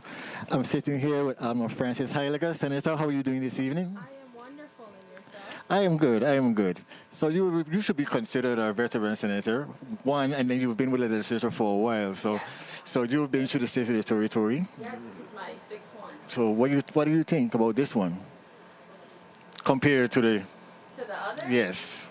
No, it was the same pomp and circumstance for me. Okay. Let's be real. I did appreciate him. Let me see if my mic isn't on. Got it. Okay. It's on now? Excellent. Right. Like I said, I think it was the same pomp and circumstance. For me, I did appreciate him once again sharing about where we stood as it relates to tourism. You know, it's always great when we are doing excellent in tourism because that's tourism dollars coming in. I appreciated him sharing his disappointment as it relates to what he did say about his 3 cabinet members and being convicted and his efforts to stomp out corruption. My personal disappointment with that has to do with why is it always the federal government that has to step in versus our local government being the lead. It's almost like we turn a blind eye to a lot of things that's happening here in the territory. The federal government steps in, cleans it up, and then we're taking praise for it. Like, I think it's a little bit interesting from that regard. Right. What about, let's talk about WAPA, because everything has to lead back to WAPA. Every single thing has to. Everything has to lead back to WAPA. Yeah, that's unfortunate, but that's what we get. I will say to you, I perked up a little bit when he was speaking about WAPA. And why I perked up, because I was convinced that when this book was printed with his speech, he didn't go back and re-advise like his speech writers to fix it, because the trauma that we were dealing with here in the territory, Friday, Saturday, Sunday, with these constant power outages in and out. You know, as a business, the last time we had something like this, I lost $18,000 worth of equipment in my business. I was never reimbursed for it. So I don't think he fully grasped the plight that is happening with residents when it comes to appliances and stuff, when it comes to equipment in businesses. So, you know, I was a little taken back by that. And when he started to speak to Mr. Knight directly and tell him to reduce the rates, you know, I kind of chuckled, because how many administrations are we hearing the same identical message from? I mean, let's use the propane situation. Our rate was supposed to get cut in half. I remember all of these little speeches, but our people are so used to being beaten down that when you offer them something, it's almost like the government is acting like they're supposed to be appreciative for just getting things that they rightfully deserve. So I don't really, you know, co-sign on, you know, the jumping up and the praises, because do your job. We all need to do our job when it comes to serving this public. And if we see WAPA is a major issue, it needs to be 100% tackled. People should not be constantly being disrupted, have their businesses and their lives disrupted like this. And then the best you could get is a little speech about lower the rates. I'll wait to see, but you know, I'm sure the entire territory will. Yeah. Like I said, that's the issue. I think on the ground, we don't feel some of these things, but yet still WAPA controls everything. So when you go to the store to buy something with a case, their price could be based off of their light bill as well, too. Exactly. Senator, thank you for sitting with me. Have a wonderful, wonderful evening. And I definitely appreciate it. And thank you for the audience for tuning in and listen. And hopefully in the next couple of months, we see something positive, but if not, head out and vote come November. Thank you. Thank you, Senator. Thank you so much. Africa, back to you. Thank you very much. Joining me is Senator Hubert L. Frederick. How are you tonight? I'm fine. How you doing, Africa? And what did you think about the governor's speech? So I thought it was a optimistic, you know, let's go home speech. He talked about the challenges that he and his administration encountered while they were here over the last 7 years. COVID was a big one, and I have to admit, during COVID, they did a fabulous job. I was traveling a lot, and we were one of the only ports that were open. And the process was well put together, and we made a lot of money as a result. So there's some things that this administration did very well. Now, I know that you said you wanted to talk about money. So the governor highlighted GDP growth, low unemployment, and reduced debt. Do you believe these gains are being felt equitably across the territory? No. Why not? It's never equitable because the people who are seeking jobs, they're going to say that the jobs aren't paying enough and there's not enough jobs. For the businesses that are out there looking for skilled workers to do work, they're going to say there's insufficient skilled workers, or the workers that they do have is insufficient. And so it's always going to be that disparity between that. Do we need more job training? Absolutely. Do we need a more skilled job force? No, without question. Do workers need to get paid? Yes. Do workers need to produce more? Of course, yes. You know, it's yes, yes, yes. So that's something that it's always, you're going to see that between both sides all the time. So how confident are you that the current financial stability can be sustained after this administration? Well, currently we're in a little problem financially. We're in a deficit. Our cash flow situation is not good. We're hoping that some of these construction projects starts yesterday so we could start getting some cash flow from them. Gross receipts continue to be a challenge for businesses. We lost almost 500 businesses, small businesses last year, and it's being felt throughout our government because we're not paying our bills now because the money isn't coming in like it normally does. So, and speaking of that, what concerns, if any, do you still have about the government spending and the reserves? We could always do a better job when it comes to spending. Our reserve got a hit because we spent $2.9 million recently on the SNAP situation where the federal government closed down and we needed to take care of those people who receive SNAP benefits. So we paid out almost $3 million. So we went from $13 million to now $9 million and $9+ billion. So we need to get that number back up again because anything could happen at any time. WAPA is a good example. You never know when they're going to come back and ask for more money. Look at the hospitals. They're asking for more money. We just gave them $10 million in 6 months ago, and they're asking for more money right now. So, as a government this size, there's no way $10 million is a sufficient reserve. Thank you, Senator. Back to you, Alwyn Baptiste. Thank you, Africa. I'm here with Senator Clifford Joseph Sr. How are you doing today, Senator? Doing pretty well. So you're a freshman senator, so this will be your first State of the Territory. But I think you've been here under a different hat. So as a senator, you're in a different position now. What do you think? Yes, I am. Okay, how do you feel about his speech this time? His speech was, he's closing out his last year, not even the last term, but the last year in his administration. He was straightforward on areas where the administration had some good traction. Which is expected, right? Yeah, which is expected. He'd be wrong not to. Right, exactly.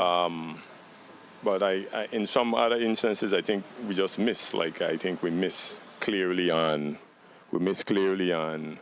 some agriculture issues. I feel at this point, after coming from hurricanes to pandemic to even the other day with the shortage of the food stamp issue, that we need to prepare ourselves to be able to feed ourselves for at least 2 weeks without any help.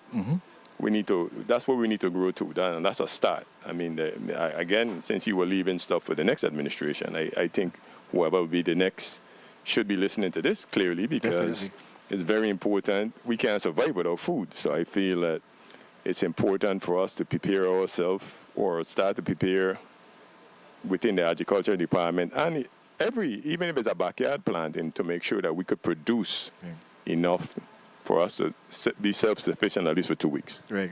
Then the next thing would be healthcare. Because, like I said, we need to feel comfortable. I could go to the hospital, there's something wrong with me.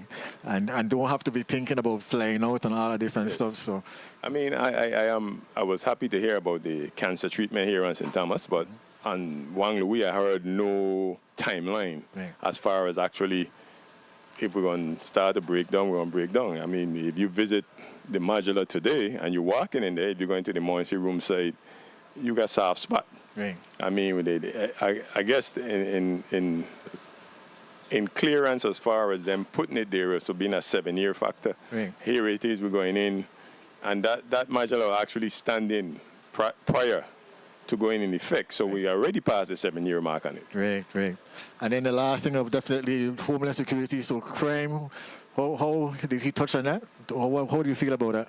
The only thing he mentioned on some of the initiative between the traffic as far as they're going to be able to do the e-tickets and nothing on the crime situation as far as what we want to hear about arrests on murders. In this administration, it's twice we had mass murders. We had one in Princess a few years ago with 3 guys getting killed, and we had one again the other night with 3 more.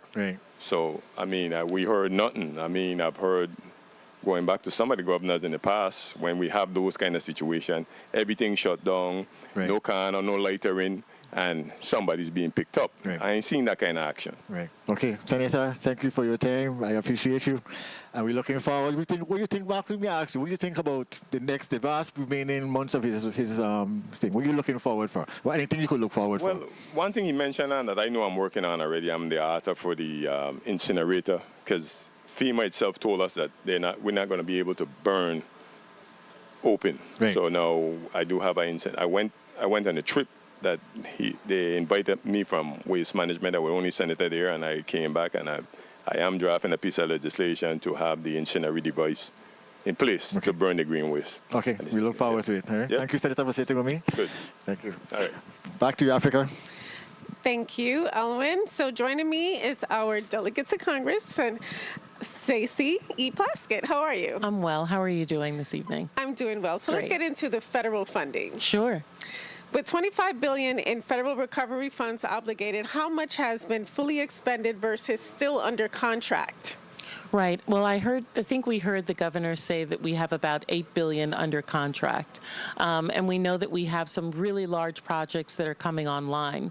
One of the things that was not really talked about was that while we do have a cost share waiver that has brought the cost that the Virgin Islands has to pay down from 10% to 2%, in my discussions during the Biden administration and with the Office of Management and Budget, one of the things that they were concerned with was the pace that we were operating under.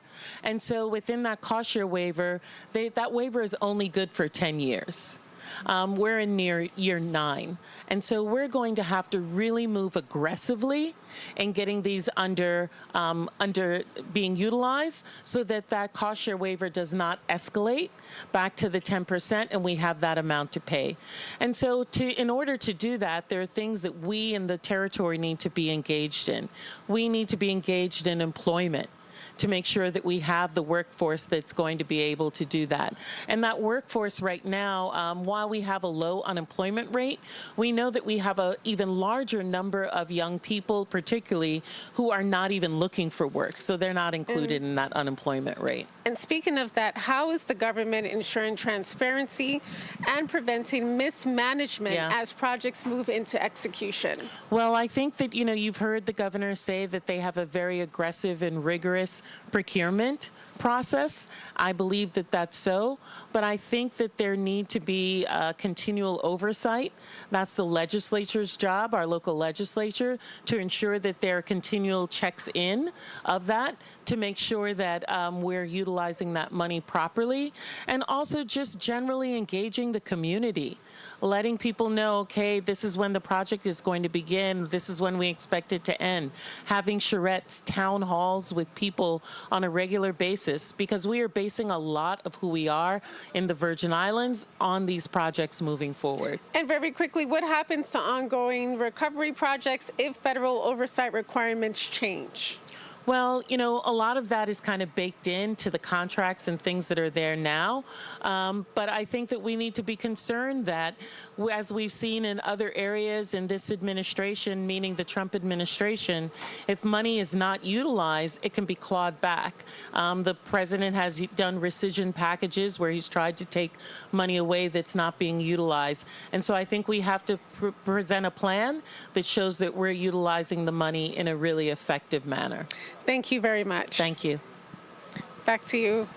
Thank you, Africa. Mr. Baptiste. I'm here with Senator Dwayne M. How are you doing, sir? I'm fine, very much so. Happy New Year. Good evening to everyone. I was good to see you. I was good to see you.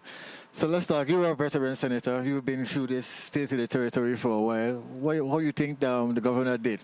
You know what? I would first start off with let me give him kudos for all his accomplishments that he came here to toot his horn on. And, 7 years has passed, so you have a year to go.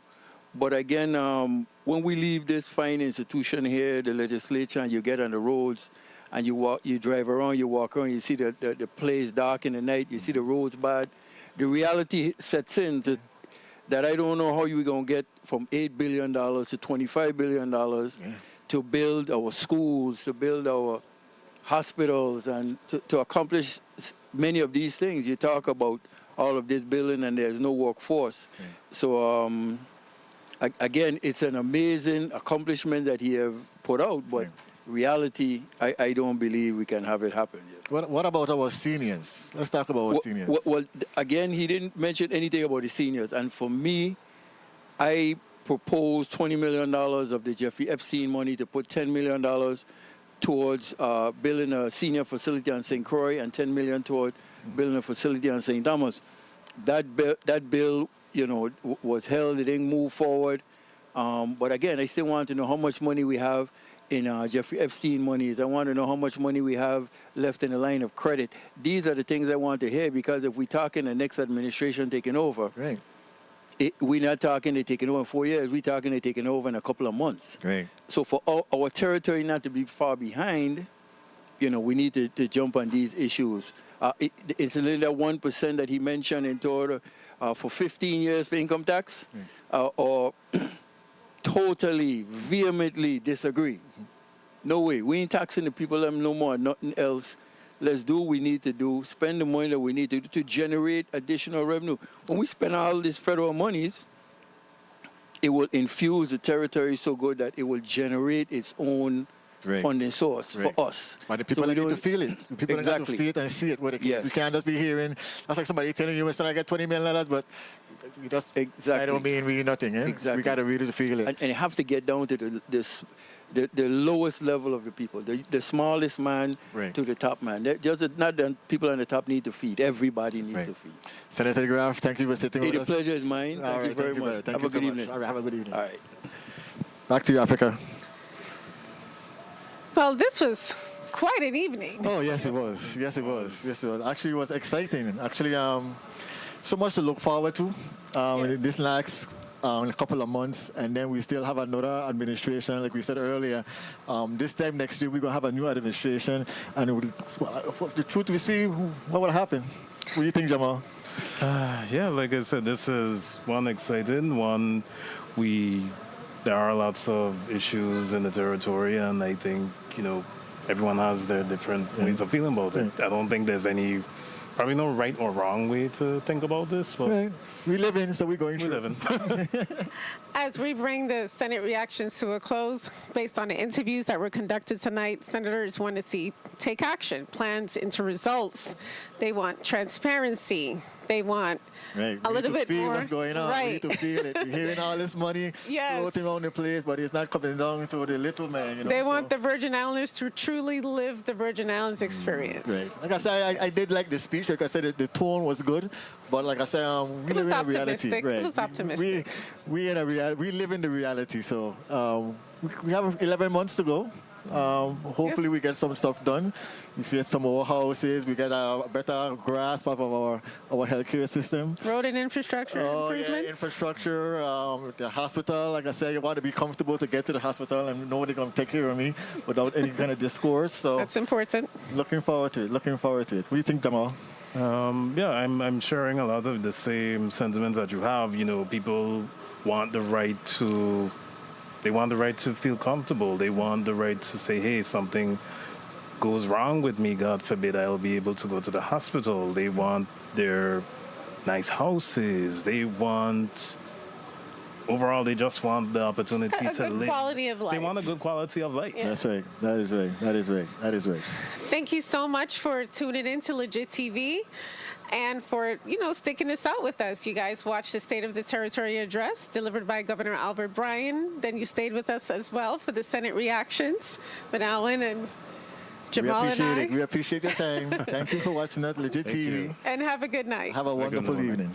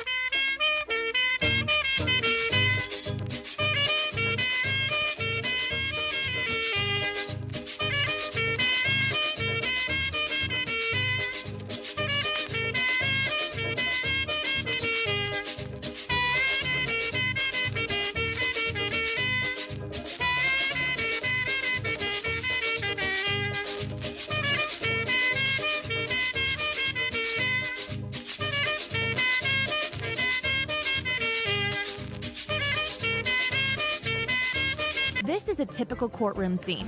You're pretty familiar with it, right? Well, are you familiar with which of these people has a career so in demand that there will be thousands of job openings in it over the next few years? Nope, not the judge, not the lawyer either. It's the court reporter. The what? A court reporter, also known as a stenographer, transcribes the spoken word at 225 words per minute using a stenotype machine. 225 words per minute.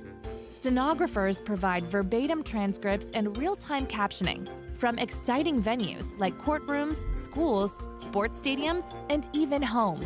And some of them even get to do so internationally. Electronics can't ensure or testify to the accuracy of the words or punctuation they're capturing. Sorry, I didn't quite get that. Making court reporters indispensable. Because it is a lucrative career with many paths that allow you to choose where and how often you'd like to work, court reporting is the perfect career for our diverse community. To get started with your court reporting career, find a program near you at ncra.org/schools.